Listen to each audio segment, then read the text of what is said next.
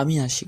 আমাদের গল্পগুলো যদি ভালো লেগে থাকে তাহলে অবশ্যই আমাদের এলএস লাভ অ্যান্ড স্যাড স্টোরিকে সাবস্ক্রাইব করে পাশে থাকবেন। ধন্যবাদ। আর আমি প্রিয়াঙ্কা। আমাদের গল্পগুলো যদি ভালো লেগে থাকে অবশ্যই আমাদের LS love and sad story চ্যানেলকে সাবস্ক্রাইব করে পাশে থাকবেন। হাই। 10 বছরের সম্পর্ক ভেঙে আজকে আমার ভালোবাসার মানুষটা অন্য কাউকে বিয়ে করতে চলেছে। আমার চোখের সামনে অন্য মেয়েকে বিয়ে করছে আর আমি শুধু দাঁড়িয়ে দাঁড়িয়ে দেখছি। এছাড়া কী বা করতে পারি? মেয়ে দেখতে গেল, আমাকে সাথে নিয়ে গেল। গায়ে হলুদেও আমি তার হাতে মেহেদি পরালাম, হলুদ মেখে দিলাম, কিন্তু বুকের ভেতরটা বারবার দুমড়ে মুচড়ে যেতে লাগলো। কি জন্য আমার সাথে বেইমানি করলো তার সঠিক কারণটা যদি আমি জানতাম হয়তো অনেক ভালো হতো, কিন্তু সেটা জানার উপায় নেই। আমাকে শুধু বলেছিল, আমাকে ক্ষমা করে দিস মালিহা, আমি অনুরমাকে অনেক ভালোবেসে ফেলেছি আর তাকেই বিয়ে করতে চাই। ওকে রেখে যদি তোকে বিয়ে করি তাহলে তোর সাথে কখনো সুখী হতে পারবো না, কারণ তোর প্রতি আমার সেই ভালোবাসাটা কখনো আসেনি যতটা না আমার অনুরমার প্রতি এসেছে। মনে মনে বেশ হাসলাম। আমাকে 10 বছরেও ভালোবাসতে পারেনি আর আজকে নাকি অন্য একটা মেয়েকে 1 মাসেই ভালোবেসে ফেলেছে। কিন্তু আমাকে ভালোবাসতে পারেনি, তাহলে 10টা বছর কিভাবে পার করলো? হায় রে বেঈমান, কতটা নিচে নামলে এমন বলতে পারে জানি না। আমাদের ভালোবাসাটা শুরু হয়েছিল 10 বছর আগে। তখন আমি ক্লাস 9-এ পড়ি। ভালোবাসা শব্দটা মানেই যখন বুঝতাম না তখনই তাকে ভালোবেসেছিলাম। ভালোবাসা কি বুঝে ওঠার আগেই তাকে ভালোবাসার বন্ধনে জড়িয়েছিলাম।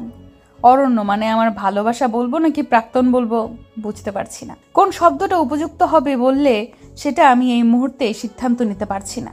যাই হোক, তাকে আমি মন উজাড় করে ভালোবাসি, তাই ভালোবাসা শব্দটাই না হয় ব্যবহার করলাম। অরণ্যের সাথে ভালোবাসা শুরু হয়েছিল আমি যখন 9ম শ্রেণীতে পড়ি, আর অরণ্য তখন 10ম শ্রেণীতে পড়তো। অরণ্য আমার চাচাতো ভাই। ছোটবেলা থেকেই একই বাড়িতে বড় হয়েছি, একসাথে কত খেলেছি হিসাব নেই। সেদিন আকাশে বৃষ্টি হচ্ছিল, তাই বৃষ্টিতে ভিজতেছিলাম। তখন অরণ্য আমার কাছে আসলো। আমার কাছে এসে গালে একটা কষিয়ে থাপ্পড় দিয়ে বলল, এইভাবে বৃষ্টিতে ভিজছিস কেন? মানুষকে শরীর দেখানোর খুব ইচ্ছা জাগছে তাই না? যা ঘরে যা। সেদিন অরণ্যের প্রতি খুব রাগ হয়েছিল। রেগে মেগে ঘরে এসে কাপড় পাল্টে নিলাম। গালের চড়টা ভালোই কষিয়ে দিয়েছিল, একটু ব্যথাও লাগছিল, কারণ আমি গালে চড় একদম সহ্য করতে পারি না। কেন জানি না অরণ্যের প্রতি খুব অভিমান জন্মালো। অভিমানের হালকা বৃষ্টি ফোঁটা চোখের কোণে জমলো। চুপ হয়ে বিছানার পাশে মন খারাপ করে বসে রইলাম। মা আমার রুমে এসে আমাকে এইভাবে বসে থাকতে দেখে বলল, কিরে, এভাবে গাল ফুলিয়ে বসে আছিস কেন? কি হয়েছে তোর? খাবি না? তখন মাকে গাল ভার করে একগুচ্ছ নালিশ দিলাম অরণ্যের নামে। বললাম, জানো মা, অরণ্য আমাকে গালে চড় দিয়েছে। জানো কত জোরে চড়টা দিয়েছে? গালটা এখনো ব্যথা করছে। কতটা শয়তান আমার গায়ে হাত তুলেছে। আমি তাকে কি করেছিলাম? এইভাবে আমাকে মারলো কেন? তুমি কি তাকে কিছু বলবে না? আমি জেঠির কাছে বিচার দিব কিনা বলো। তা মেরেছে কি জন্য শুনি? আমি সাদা জামাটা পরে বৃষ্টিতে ভিজছিলাম।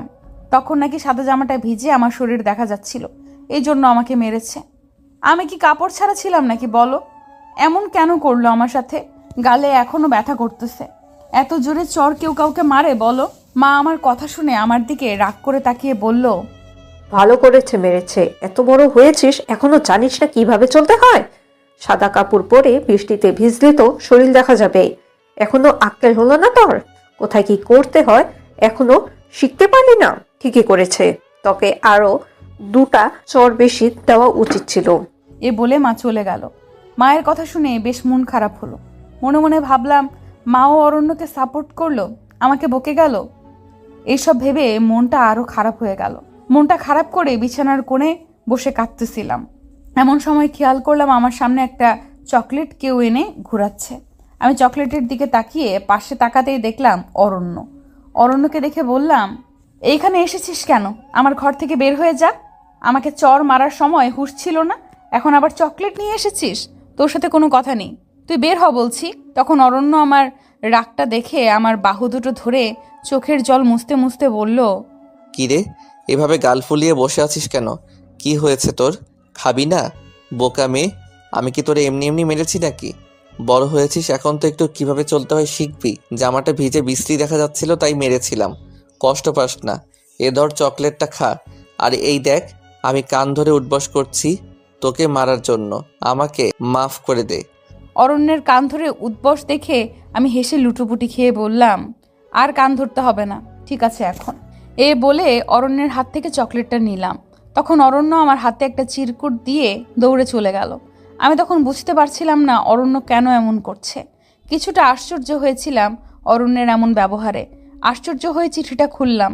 খুলে দেখলাম এটা একটা প্রেমপত্র ছিল। চিঠিতে লেখা ছিল, মালিহা, তোরে প্রচণ্ড ভালোবাসি। তুই কি আমাকে ভালোবাসিস? ভালোবাসলে চিঠির অপর পৃষ্ঠায় লিখে দিস। তখন তো এত কিছু বুঝতাম না। কেউ ভালোবাসার কথা বললেই রেগে যেতাম। সরাসরি চিঠিটা নিয়ে জেঠিকে দেখালাম। জেঠি তো চিঠিটা পেয়ে অরণ্যকে দিল বেধরম মার। আমার মা জেঠিকে বলল, আরে এরা কি আর এসব ভালোবাসার মানে বুঝেনি কি? বিটিভিতে সিনেমা দেখে অনুকরণ করার চেষ্টা করেছে, শুধু শুধু মেরো না। মায়ের এমন কথা শুনে জেঠিমা মার বন্ধ করলো। সেদিন ভালোই মেরেছিল অরণ্যকে। সন্ধ্যায় অরণ্যের জ্বর চলে এসেছিল। কেন জানি না একটা অসম্ভব টান কাজ করছিল অরণ্যের প্রতি। সন্ধ্যাবেলায় পা টিপে টিপে অরণ্যের রুমে চলে গেলাম। খেয়াল করলাম অরণ্য জ্বরে কাঁথা মুড়ি দিয়ে শুয়ে আছে। আমি অরণ্যের পাশে যেতেই অরণ্য মুখ ভার করে বলে উঠল, তোকে একটা চর খাইয়েছিলাম, তাই বলে এতগুলো মাইর খাওয়াবি? যা এখান থেকে। এখানে এসেছিস কেন? এখন আর দরদ দেখাতে হবে না। অরণ্যকে এইভাবে দেখে বেশ মায়া লাগছিল। যেহেতু দুইজনেরই বয়স অনেক কম, তাই চাচাতো ভাই বোন ছিলাম। তাই প্রপোজের ব্যাপারটা কেউ এত বড় করে দেখিনি। তাই অরণ্যের কাছে আসতেও আমার এত বাধা আসেনি। অরণ্যের গায়ে হাত দিয়ে দেখলাম জ্বরে অরণ্যের গা পুড়ে যাচ্ছে। আমি অরণ্যের কথায় পাত্তা না দিয়ে একটা মগে পানি এনে অরণ্যের মাথায় জল পড়তে দিতে দিতে বললাম, আসলেই তুই একটা গরু। তুই কি নিজেকে রাজ্জাক আর আমাকে সাবানা ভাবিস নাকি? এভাবে অনুকরণ করে আমাকে প্রেমের প্রস্তাব দেওয়ার কি দরকার ছিল শুনি? এই জন্যই আমি রেগে গিয়ে জেঠিকে দেখিয়েছিলাম। আমি কি জানতাম জেঠি তোকে এইভাবে মারবে আর তোর জ্বর চলে আসবে? জানলে তো আর জেঠিকে বলতাম না। অরণ্য জর্জর গলায় বলল, তোকে কে বলেছে আমি সাবানা আর রাজ্জাককে অনুকরণ করেছি? আমি মাথায় জলপট্টিটা চাপতে চাপতে বললাম, কেন? আমার মা যে তোর মাকে বলেছে শুনিসনি? তোর মা ভুল বলেছে। চাচির যা মনে এসেছে তাই বলেছে। আমি কাউকে অনুকরণ করিনি। সত্যি আমি তোকে ভালোবাসি। ভালোবাসার কথাটা আবার শুনে রেগে গেলাম। জলপট্টিটা কপাল থেকে সরিয়ে বললাম, তোর আরও মায়ের খাওয়াই উচিত। মর তুই। তোর কাছে আসাটাই আমার ভুল হয়েছে। থুর ছাই, কেন যে আসতে গেলাম, অসহ্য। এ বলে আমি আমার রুমে চলে আসলাম। চলে আসার পরও কেন জানি না অরণ্যকে অনেক মিস করতে লাগলাম। কেন জানি না মনে হতে লাগলো অরণ্যের জ্বরে কিছু হয়ে গেলে তো আমার কষ্ট লাগবে। আমি তো অরণ্যকে ছাড়া থাকতে পারবো না। অরণ্যের কিছু হলে আমাকে কে চকলেট খাওয়াবে? এইসব ভেবে কষ্ট পেতে লাগলাম। তাই আবার অরণ্যের রুমে গেলাম। অরণ্য জ্বর জ্বর চোখে হালকা চোখ মেলে বলল, কি রে, আবার এসেছিস কেন? তোকে বারবার কে আসতে বলেছে? ঘরে মন টিকছে না। তোর কিছু হলে তো আমার কষ্ট হবে অনেক, তাই এসেছি। অরণ্য হেসে বলল, তুই তো আমাকে ভালোবাসিস না, তাহলে আমি মরে গেলেও তোর কিছু যায় আসবে না। যা, ঘরে গিয়ে ঘুমা। শুধু শুধু পেঁচাল পারতে আসবি না। আমি অরণ্যের পাশে বসে বললাম, তুই মরে গেলে সত্যি অনেক কষ্ট পাবো। তুই মরে গেলে কে চকলেট খাওয়াবে বল? তার মানে তুই আমাকে ভালোবাসিস? আমি হালকা লজ্জা পাচ্ছিলাম। তখন তো বয়সটা কাঁচা ছিল, এত শত বুঝতাম না। লজ্জায় হালকা লাল হয়ে বললাম, এইটাকে যদি ভালোবাসা বলে তাহলে তোকে ভালোবাসি। এবার খুশি? আমাকে আগে বুঝিয়ে বললেই হতো। আমি কি আর ভালোবাসার মানে বুঝি নাকি?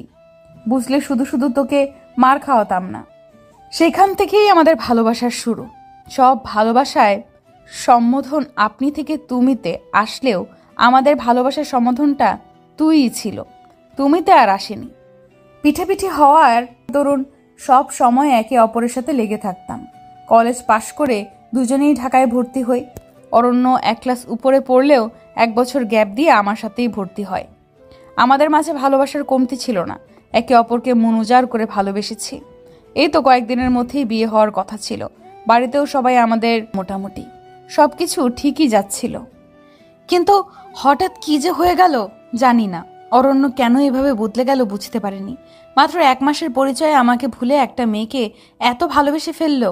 হাসবো নাকি কাঁদবো বুঝতে পারছি না। যেদিন পাত্রী দেখতে গিয়েছিলাম সেদিনও আরো হতাশ হয়েছিলাম, কারণ পাত্রী যদি আমার থেকে অনেক সুন্দরী হতো তাহলে হয়তো মেনে নিতে এত কষ্ট লাগতো না। কিন্তু পাত্রী ছিল মোটামুটি সুন্দরী, তবে পাত্রীর একটা বিশেষ দিক ছিল, পাত্রীর মাথার চুল ছিল পা সমান লম্বা। মনে মনে ভাবলাম হয়তো এর জন্যই অরণ্য অনুরমাকে এত ভালোবেসে ফেলেছে। আমার তো চুল এত লম্বা না। আমার পাশে থাকা আমার আরেক চাচাতো বোন তীরা আমার হাতে চিমটি কেটে বলল, অরণ্য ভাইয়া তোরে রেখে মেয়েটাকে বিয়ে করতে যাচ্ছে কেন? তোদের মধ্যে কি সব শেষ? আমি তীরাকে চেপে ধরে বললাম, এখন আর এসব বলিস না, এসব বলার সময় এখন না। আর আমাদের মাঝে সব শেষ, এটা নিয়ে আর বাড়াবাড়ি করিস না। মেয়ে দেখা শেষে আমার ভালোবাসার মানুষটা আমার সামনেই মেয়েটাকে আংটি পরালো। আমি শুধু বসে বসে দেখলাম। আমি চাইলে ঝামেলা করতে পারতাম, কিন্তু আমার আত্মসম্মানে লাগলো। কিছুদিনের মধ্যে গায়ে হলুদ হলো। আমি সেজে গুজে নিজ হাতে অরণ্যকে মেহেদি পরিয়ে দিলাম। হাসি মুখে সব কাজ করলাম। কেউ আমার মনের ব্যথা বুঝতেই পারল না। আর আজকে অরণ্যের বিয়ে, খুব কষ্ট হচ্ছে। বারবার অরণ্যকে গিয়ে বলতে মন চাচ্ছে, তুই বিয়েটা করিস না, আমার যে তোকে ছাড়া থাকতে খুব কষ্ট হবে। কিন্তু অরণ্য তো বলেই দিয়েছে সে আমাকে 10 বছরেও এতটা ভালোবাসতে পারেনি যতটা অনুরমাকে বেসেছে। অরণ্যের চাকরি হয়েছে 2 মাস হবে। 2 মাস আগেও অরণ্যের নতুন চাকরি হয়েছে বলে অনেক খুশি হয়েছিলাম এটা ভেবে যে আমাদের বিয়েতে আর কোনো বাধা থাকবে না। কিন্তু এই চাকরিটাই আমার জীবনে কাল হয়ে দাঁড়িয়েছে। পোস্টিং হয়েছিল এক অজপাড়াতে, আর সেখানে মেয়েটার সাথে পরিচয় হয় 1 মাস হয়েছে। আর বাড়িতে এসে অনুরমার কথা বলে। চাচিরা আমার ব্যাপারটা মোটামুটি জানলেও ভালো করে জানতো না। সবাই ভেবে নিয়েছে হয়তো এতদিন আমাদের মাঝে গভীর বন্ধুত্ব ছিল, তাই কেউ এই বিয়েতে অমত করেনি। তবে আমি শুধু জানি আমার আর অরণ্যের মাঝে কি হয়েছিল। একটু পরে অরণ্য অনুরমাকে বিয়ে করতে যাবে, আর আমি শুধু চেয়ে দেখব। ভেতরটা দুমড়ে মুচড়ে যাবে, কিন্তু উপরে একটা হাসি দিয়ে সব আড়াল করে রাখবো। এর আগে আমার কত বিয়ের প্রস্তাব এসেছে, বিয়ে করিনি। কত ভালো ঘর এসেছে, অরণ্য আর আমি মিলে ভেঙে দিয়েছি। আর আজকে সেই অরণ্যই আমাকে ছেড়ে অন্য মেয়েকে বিয়ে করছে। গোসল করে চুল মুছতে মুছতে আয়নার সামনে গিয়ে ভাবতে লাগলাম, অরণ্য কি সত্যিই মেয়েটার চুলগুলো দেখে প্রেমে পড়ে গিয়েছে, নাকি অরণ্য কখনো আমাকে ভালোই বাসতে পারেনি। এইসব ভেবেই নিজের আবেগটা সামলাতে পারলাম না। চোখ দিয়ে অঝরে পানি পড়তে লাগলো। এমন সময় মনে হলো কেউ একজন আমার পিঠে হাত দিল। পেছন ফিরে দেখলাম মা পিছনে দাঁড়িয়ে আছে। আমাকে দেখে বলল, কিরে মালিহা, এভাবে রুম অন্ধকার করে আয়নার সামনে দাঁড়িয়ে আছিস কেন? কি হয়েছে তোর? এত চুপচাপ হয়ে আছিস যে? আমি মায়ের আওয়াজ পেয়েই চোখের জলটা আড়াল করে মাকে বললাম, ও কিছু না মা, এমনিই দাঁড়িয়ে আছি। আর অন্ধকার কোথায়, ডিম লাইট তো জ্বালানো আছে। তোর যে কখন কি হয় বুঝি না।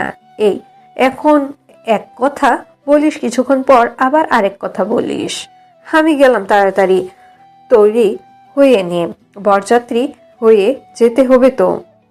এ বলে মা বেরোতে নিলেই দরজার সামনে মায়ের সাথে তীরার দেখা হয়। তীরাকে দেখে মা বলে উঠল, তুইও এখনো তৈরি হসনি? তুই আর মালিহা কখন তৈরি হবি শুনি? তোদের বলে আর পারি না, সব কাজে শুধু ঝামেলা করিস। এই তো কাকিমা শাড়ি নিয়ে এসেছি, এক্ষুনি পরে দুজন তৈরি হয়ে নিব, তুমি চিন্তা করো না।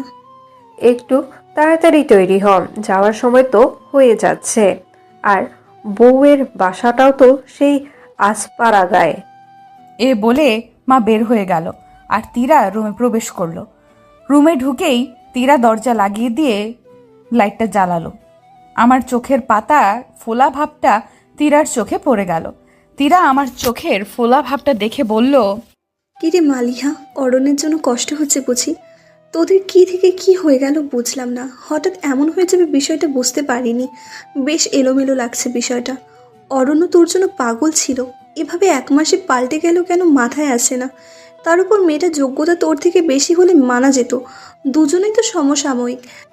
এতটা অন্যায় করতে কি অরণ্যের বাঁধল না? তুই তো চাইলেই বিয়েটা আটকে দিতে পারিস, কেন আটকালি না? তীরার কথা শুনে আমার কষ্টের আকাশটা আরও কেঁপে গেল। চোখের জলটা আপনা আপনি পড়তে লাগলো। আমাকে কাঁদতে দেখে তীরা আবার বলে উঠল, মালিহা, এমন না কেঁদে বিয়েটা ভেঙে দে। আর বেইমানের জন্য এত কষ্ট পেয়ে কি হবে? দেখিস ওরা কখনো সুখী হবে না। আমি তীরার মুখটা আটকে দিয়ে বললাম, অভিশাপ দিস না রে। আমি চাই ও সুখে থাকুক, ভালো থাকুক, কারণ আমি যে ওরে বড্ড বেশি ভালোবাসি রে। ওর কষ্ট সহ্য করতে পারবো না। এটা বলার পরপরই তীরা আমাকে বলে উঠল, তুই অরণ্যকে ছাড়া থাকতে পারবি? একই বাড়িতে থাকবি, এসব দেখে নিজেকে সামলাতে পারবি?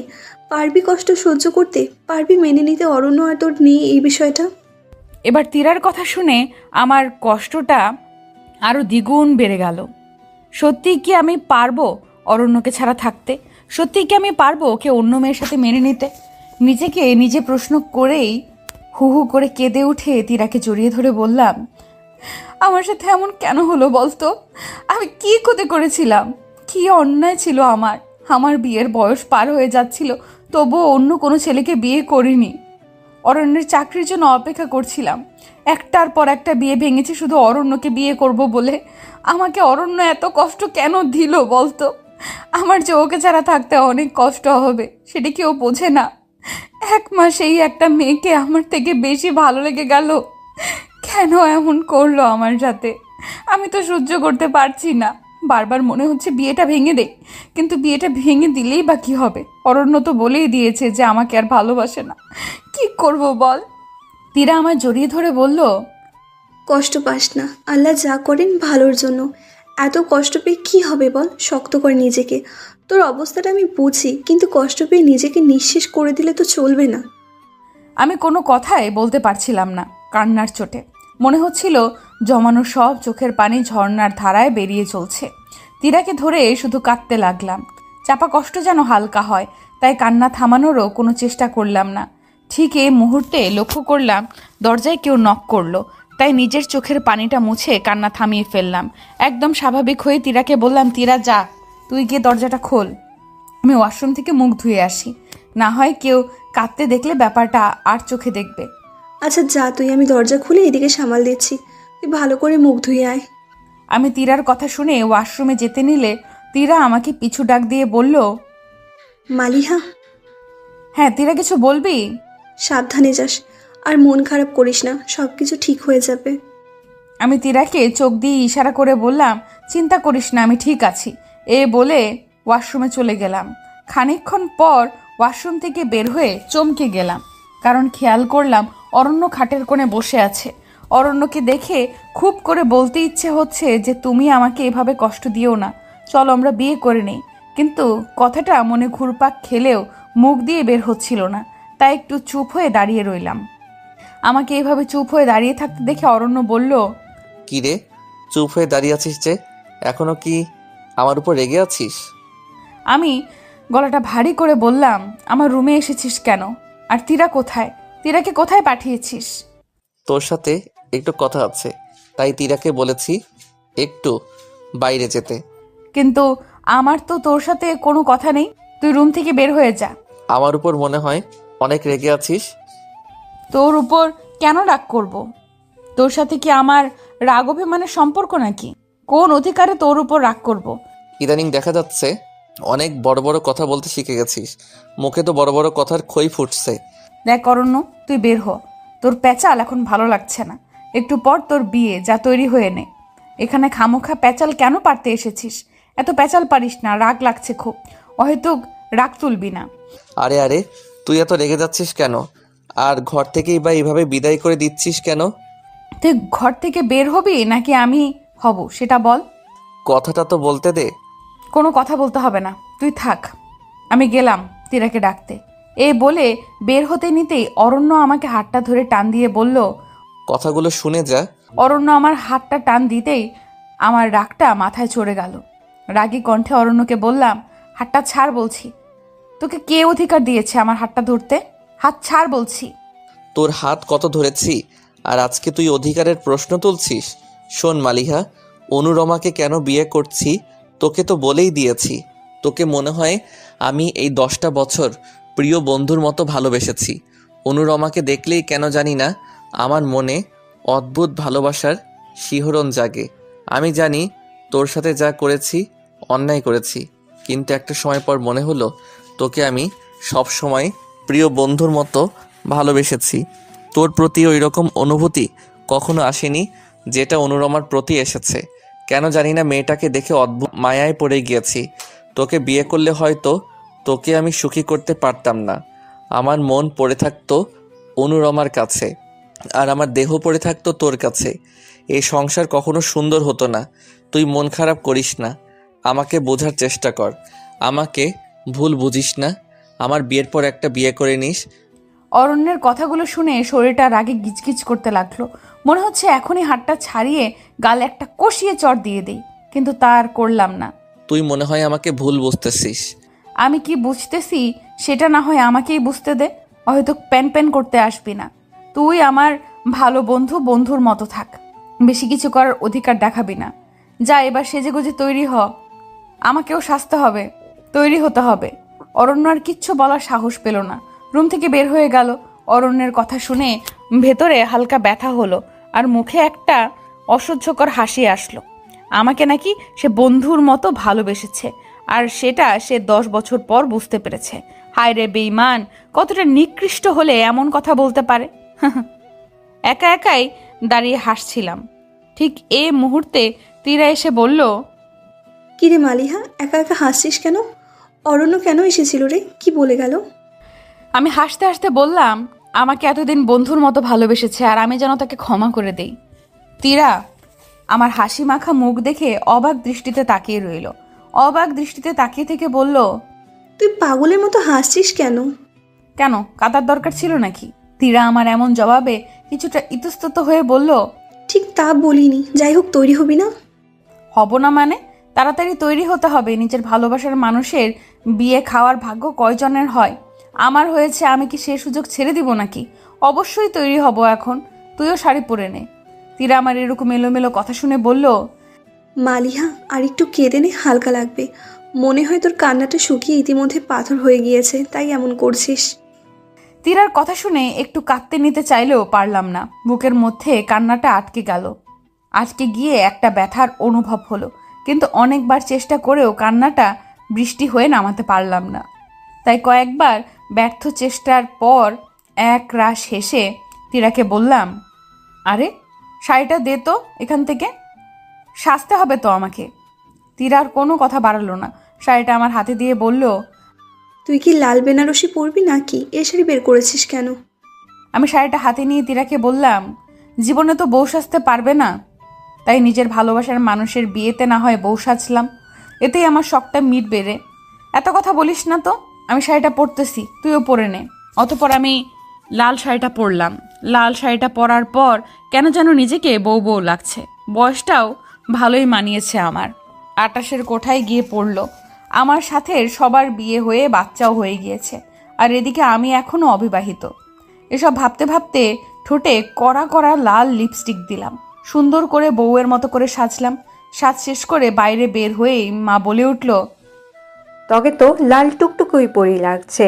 অরণ্য আর তুই পিটাপিটি ছিলি, তার উপর অরণ্য ছেলে মানুষ। অরণ্যর বিয়ে হয়ে যাচ্ছে, তোর এখনো বিয়ে হলো না।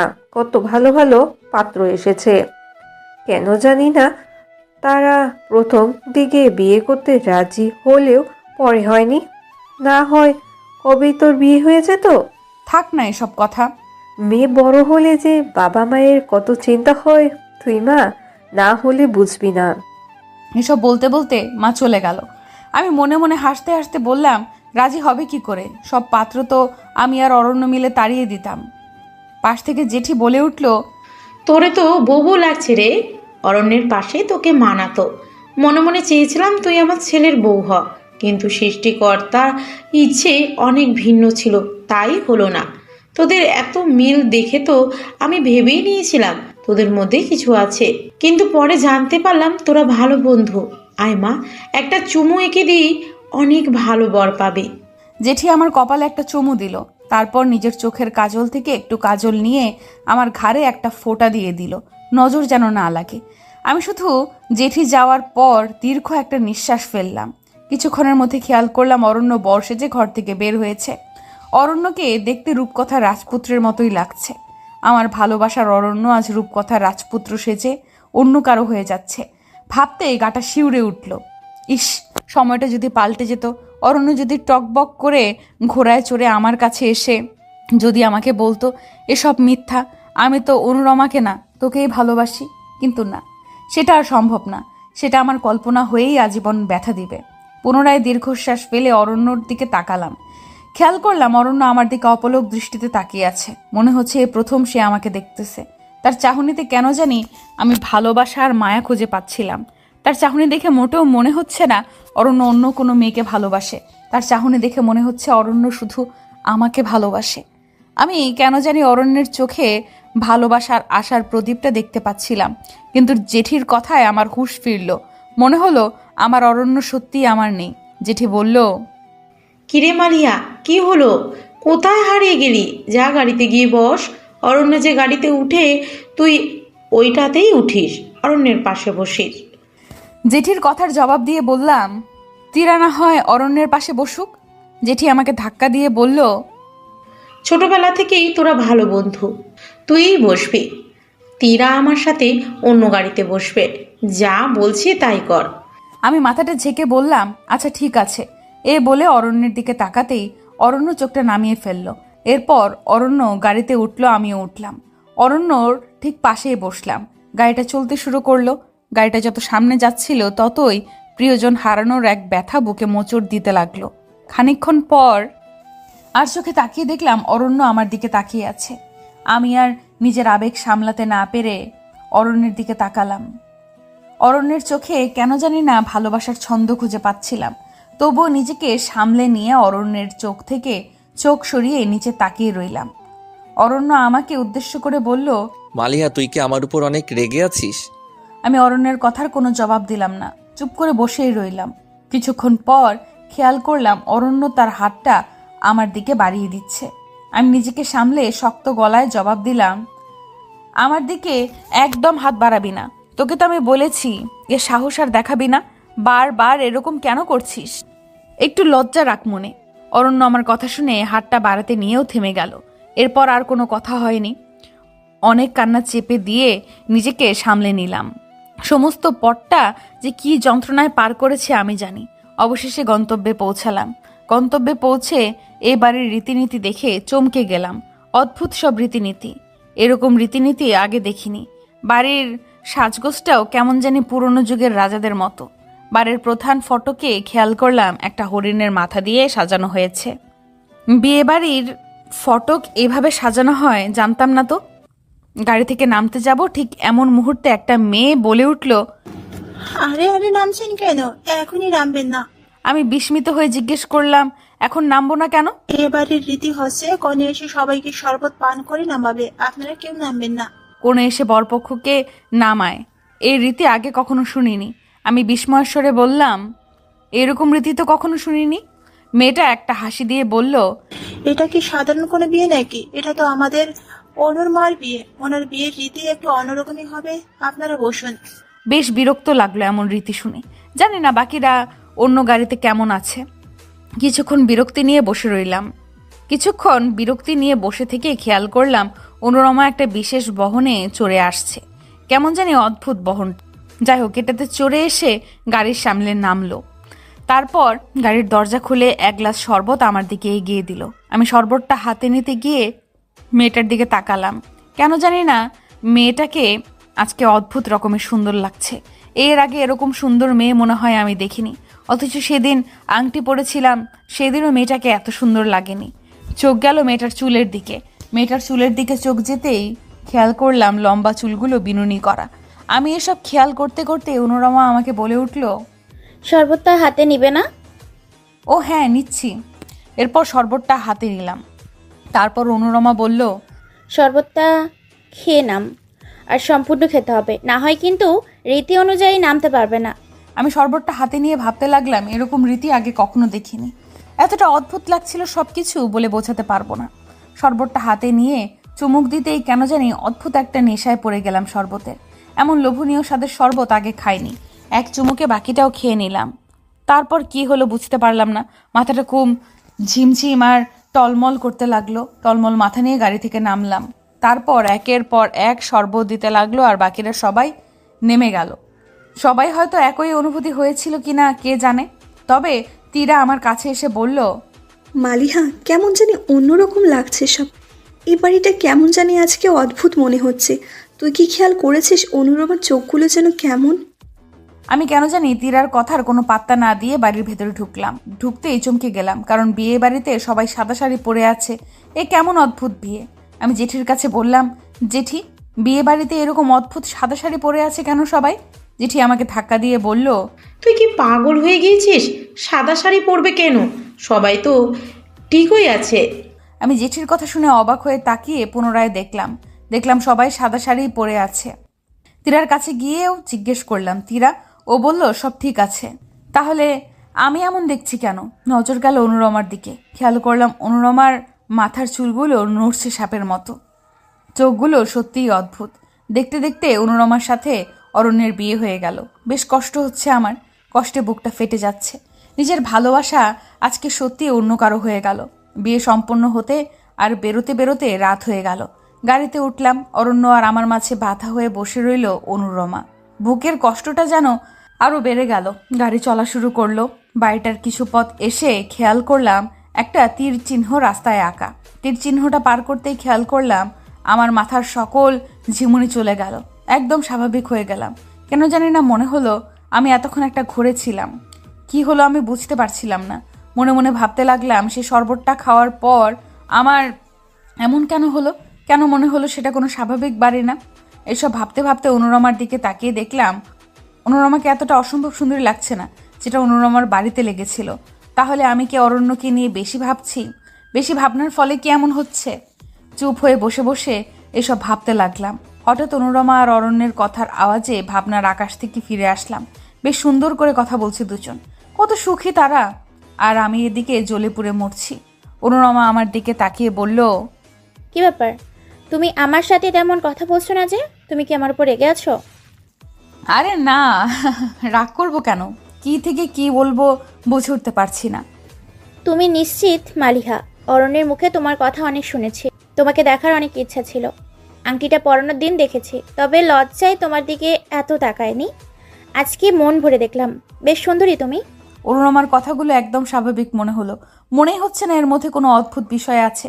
হয়তো আমি অরণ্যকে নিয়ে একটু বেশিই ভাবছি, তাই ট্রমায় পড়ে গিয়েছি। কিন্তু হুট করে কেন এমন মনে হলো আমার? এইসব প্রশ্ন মনে ঘুরপাক খেতে লাগলো। চুপ করে বসে রইলাম, কোনো জবাব দিলাম না অনুরমার কথার। অনুরমা পুনরায় বলে উঠল, তুমি কি আমার কথায় রাগ করেছো? এভাবে চুপ হয়ে আছো যে? আমি অনুরমার গলার আওয়াজে নিজেকে স্বাভাবিক করে নিলাম আর ভাবলাম এটা আমার মনের ভুল, নিছক আমার কল্পনা ছাড়া কিছু না। নিজেকে সামলে অনুরমাকে বললাম, তুমি আমার থেকেও সুন্দরী। তোমার চুল তো মাশাল্লাহ, কি দাও চুলে, একদম পা পর্যন্ত লম্বা যে। অনুরমা একটা রহস্যময় হাসি দিয়ে বলল, কিছুই দেই না চুলে, ছোটবেলা থেকেই চুলগুলো এত লম্বা। বলতে পারো বংশগতভাবেই পেয়েছি। আমার পূর্বপুরুষের চুল নাকি এমনই ছিল, মায়ের মুখে শুনেছি। আমি শান্ত হয়ে বললাম, আচ্ছা আমাকে যে শরবত দিয়েছো সেটা কিসের? অদ্ভুত লোভনীয় স্বাদের শরবত ছিল। শরবতটা খাওয়ার পর এর স্বাদের প্রেমে পড়ে গিয়েছি। অনুরমা হাসতে হাসতে বলল, ওইটা শুধু তোমার জন্য বানিয়েছিলাম। ওইটা আমাদের বাড়ির পেছনে একটা ফল গাছ আছে, ওই ফল দিয়ে বানানো। বাকিটা সবাই লেবু শরবত খেয়েছে, তোমাকে শুধু ওই ফলটারই শরবত দিয়েছিলাম, কারণ অরণ্যের স্পেশাল বন্ধু তুমি। অনুরমার কথা শুনে আমার কাছে এবার ব্যাপারটা কেমন জানি লাগছিল। মনে হচ্ছে হয়তো অনুরমা ইচ্ছে করেই আমার সাথে এমন করেছে। সর্বদা হয়তো কিছু মিশিয়ে দিয়েছে। বড্ড চালাক এই মেয়েটা। হয়তো আন্দাজ করতে পেরেছে আমার আর অরণ্যের ব্যাপারটা, তাই এমন করেছে যাতে ওদের বিয়েতে কোনো ঝামেলা না হয়। খুব রাগ হলো অনুরমার প্রতি। অনুরমার কথার কোনো জবাব না দিয়েই বাইরের দিকে তাকিয়ে রইলাম। অনুরমা আমার মুখটা তার হাত দিয়ে অনুরমার দিকে ফিরিয়ে বলল, আমার উপর রাগ করলে নাকি? কোনো কথা বলছো না যে? না, রাগ করবো কেন? আমার শরীরটা ঠিক ভালো লাগছে না, বমি বমি লাগছে একটু, তাই চুপ হয়ে আছি। ও তাই বলো, আমারও একটু গা গুলাছে। অনুরমার গা গুলাচ্ছে এটা শোনার সাথে সাথে অরণ্য বলে উঠল, অনুরমা, গা গুলালে আমার কাঁধে মাথা রাখো, তাহলে ভালো লাগবে। বাহ, কত ভালোবাসা! আমি যে বললাম আমার বমি বমি লাগছে, আমাকে তো একটা বারও বললো না মালিহা একটু শুয়ে রেস্ট নে। আর আগে যখন একটু অসুস্থ হতাম তখন আমার জন্য অস্থির হয়ে যেত, আর আজকে এত বদলে গেল মাত্র 1 মাসের ব্যবধানে। এসব ভাবতে ভাবতে চোখের কোণে হালকা জল নিয়ে তাকিয়ে দেখলাম অনুরমা অরণ্যের কাঁধে মাথা রেখে শুয়ে আছে। আমি আর কোনো কথা না বলেই বাইরের শূন্য আকাশে তাকিয়ে দেখলাম পূর্ণিমার চাঁদ উঠেছে। পূর্ণিমার চাঁদটা দেখে মনে হচ্ছে আজকে ভর পূর্ণিমা। চাঁদের আলোয় চারদিক আলোকিত হয়ে আছে। দেখতে দেখতে পথ চলতে চলতে ঠিক রাত 2টোয় বাড়িতে এসে পৌঁছালাম। বাড়িতে আসার পর পুনরায় অবাক হলাম, কারণ আকাশের চাঁদটা যেন কেন জানি আকাশে নেই। সমস্ত বাড়িতে নিকষ কালো অন্ধকার নেমে এসেছে। জেঠি আমাকে বলল, মালিহা, মোবাইলের টর্চটা জ্বালাতো, কিছুই দেখতে পাচ্ছি না।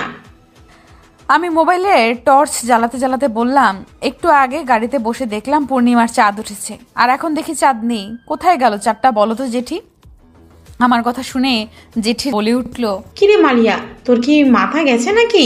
অমাবস্যার রাতে চাঁদ দেখলি কিভাবে? কি দেখে কি বলছিস, ঠিক আছে? জেঠি কথা শুনে পাশ থেকে মায়ের বলে উঠল, ইরে মালিহা, তুই ঠিক আছিস তো? কখন থেকে কি বলে যাচ্ছিস? মা আর জেঠির কথা শুনে মনে হলো আমি পাগলের মতো প্রলাপ করছি, আর তারা এমন বলছে। সত্যি কি হচ্ছে বুঝতে পারছি না। এদিক দিয়ে মা আর জেঠির কথা শুনে অরণ্য বলে উঠল, থাক, ওকে আর কিছু বলো না।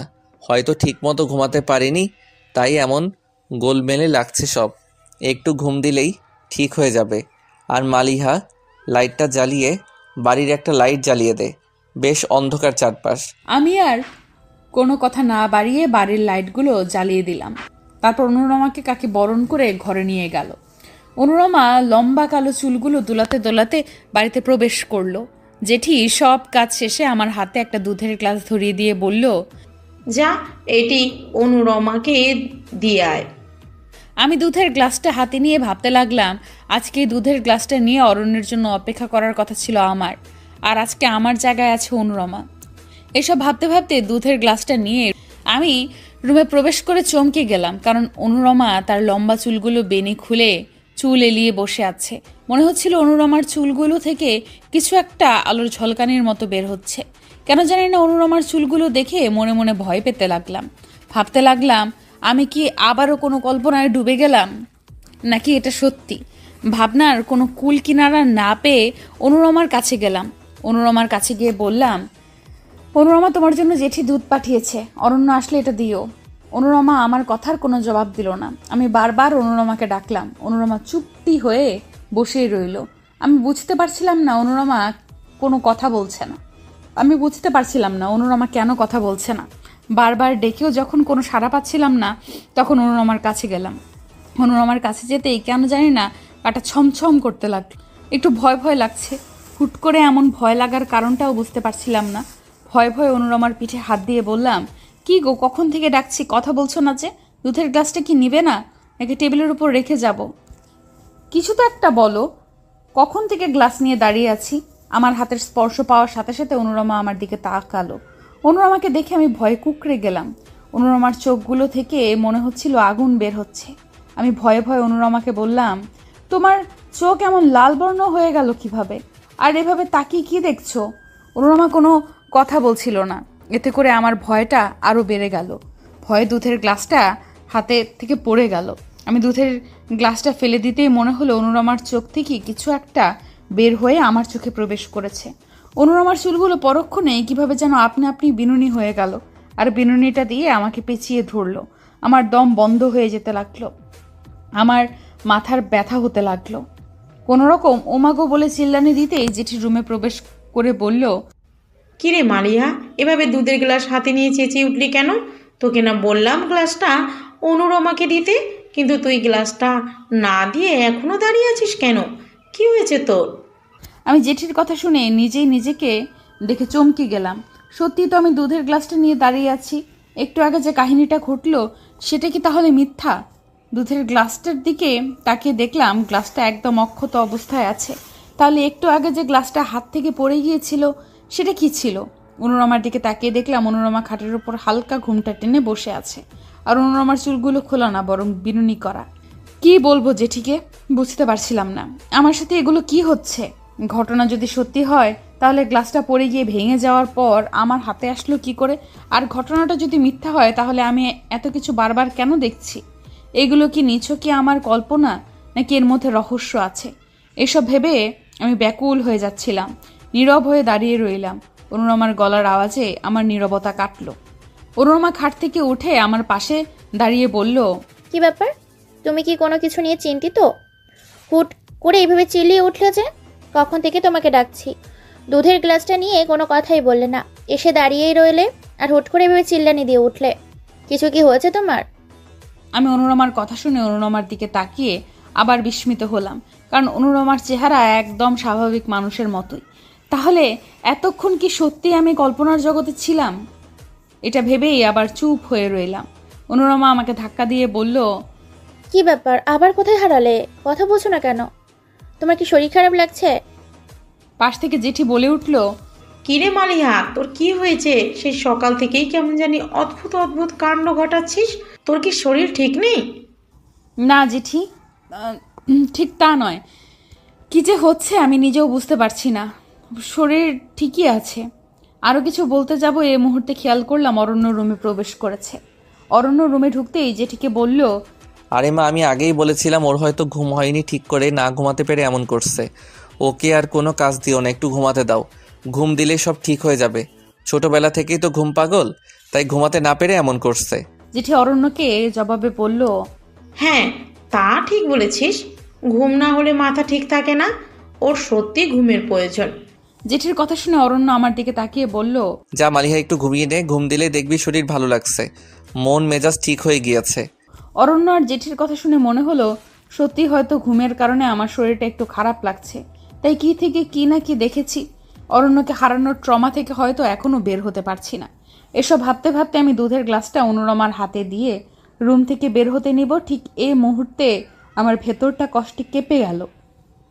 অরণ্যকে পুরোপুরি হারিয়েছি এটা ভেবে নিজের কষ্টটাকে চাপা দিয়ে আরেকবার অরণ্যের দিকে তাকিয়েই অনুরমার চোখের দিকে চোখ পড়ল। খেয়াল করলাম অনুরমার চোখগুলো ঘুরছে, সে সাথে আমার মাথাটাও ঘুরছে। মাথার ব্যথায় যেন ছিঁড়ে যাচ্ছে। আচমকা এমন মাথা ব্যথা কেন হচ্ছে বুঝতে পারছি না। বমি বমি লাগছে খুব। কি হচ্ছে সব কিছু যেন মাথার উপর দিয়ে যেতে লাগলো। খানিকক্ষণ পর নিজেকে আবিষ্কার করলাম আমার রুমে, কিন্তু আমি তো ছিলাম অরণ্যের রুমে। কোনো রকম চোখটা টেনে চোখগুলো খুলে উঠতে যাব, ঠিক এ সময় মা বলে উঠল, কিরে মা, কি হয়েছিল তোর? এভাবে জ্ঞান হারালি যে? সেই কখন জ্ঞান হারালি আর এখন বিকেল 5টা বাজে। বিকেল 5টা বাজে শুনেই আমি চমকে গেলাম। তার মানে আমি রাত থেকে অজ্ঞান হয়ে পড়ে আছি। শরীরটা বেশ দুর্বল লাগলো। মায়ের দিকে তাকিয়ে দেখলাম বেশ অসহায় হয়ে বসে আছে। আমাকে নিয়ে হয়তো একটু বেশিই চিন্তা করেছে মা। আমি মায়ের অসহায় মুখটা দেখে বললাম, আরে মা, জানি না কি হয়েছে। বিয়ে বাড়ির এত কাজের মধ্যে শরীরটা বেশি দুর্বল হয়ে গিয়েছে, তার উপর ঘুম হয়নি ঠিক করে, এই জন্যই হয়তো এমন হয়েছে। আমার খুব ক্ষুধা পেয়েছে, আমাকে কিছু খেতে দাও তো। তুমি চিন্তা করো না, আমি ঠিক আছি। মা আমার মাথায় হাত বুলিয়ে খাবার আনতে গেল। এ সময় তীরা আমার রুমে ঢুকে বলল, কি রে, এখন কেমন লাগছে? শরীর ঠিক আছে তো নাকি? এখন ভালো লাগছে। আচ্ছা, আমি এত সময় কি করে অজ্ঞান থাকলাম বুঝতে পারছি না। কি থেকে কি হচ্ছে কোনো কিছুই বুঝতে পারছি না। মাঝে মাঝে মনে হচ্ছে সব কিছু কল্পনা, আবার মাঝে মাঝে মনে হচ্ছে সব কিছুই সত্যি। সত্যি আর কল্পনার মাঝে ফারাক খুঁজে পাচ্ছি না রে। ভালো লাগছে না কিছুই। তীরা আমার পাশে বসে আমার কপালটায় হাত দিয়ে বলল, না, জ্বর নেই। মনে হচ্ছে অরণ্য ট্রমা থেকে বের হতে পারছিস না, তাই এমন হচ্ছে। অরণ্য অন্য কারো হয়ে গিয়েছে, এই শোকটা সামলাতে পারছিস না তো, তাই হয়তো জ্ঞান হারিয়েছিস। মালিহা, এভাবে নিজেকে কষ্ট দিয়ে লাভ বল? তুই তো এভাবে কষ্ট পাচ্ছিস আর অরণ্য ঠিকই অনুরমাকে নিয়ে হাসছে, খুশিতে আছে। গিয়ে দেখ ছাদে তারা কত সুখে আছে। ওই বেইমানটার কথা ভেবে তুই নিজের এই হাল কেন করছিস? অরণ্যের কথা শুনতেই বুকটা কষ্টে ফেটে গেল। অরণ্যকে হারিয়ে ফেলেছি ভাবতেই যেন মনটা ব্যাকুল হয়ে পড়ল। বুক ফেটে কান্না বের হতে লাগলো। নিমেষেই কান্নায় ভেঙে পড়লাম। তীরাকে জড়িয়ে ধরে বললাম, আমার সাথে কেন এমন হলো? আমার অরণ্য আমাকে কেন ছেড়ে গেল? আমার অরণ্যকে ছাড়া থাকতে যে আমার বেশ কষ্ট হচ্ছে।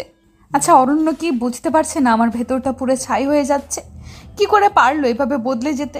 কি করে পারলো 10 বছরের সব স্মৃতি মুছে দিতে? কি করে পারলো আমার সাথে কাটানো দিনগুলো ভুলে যেতে?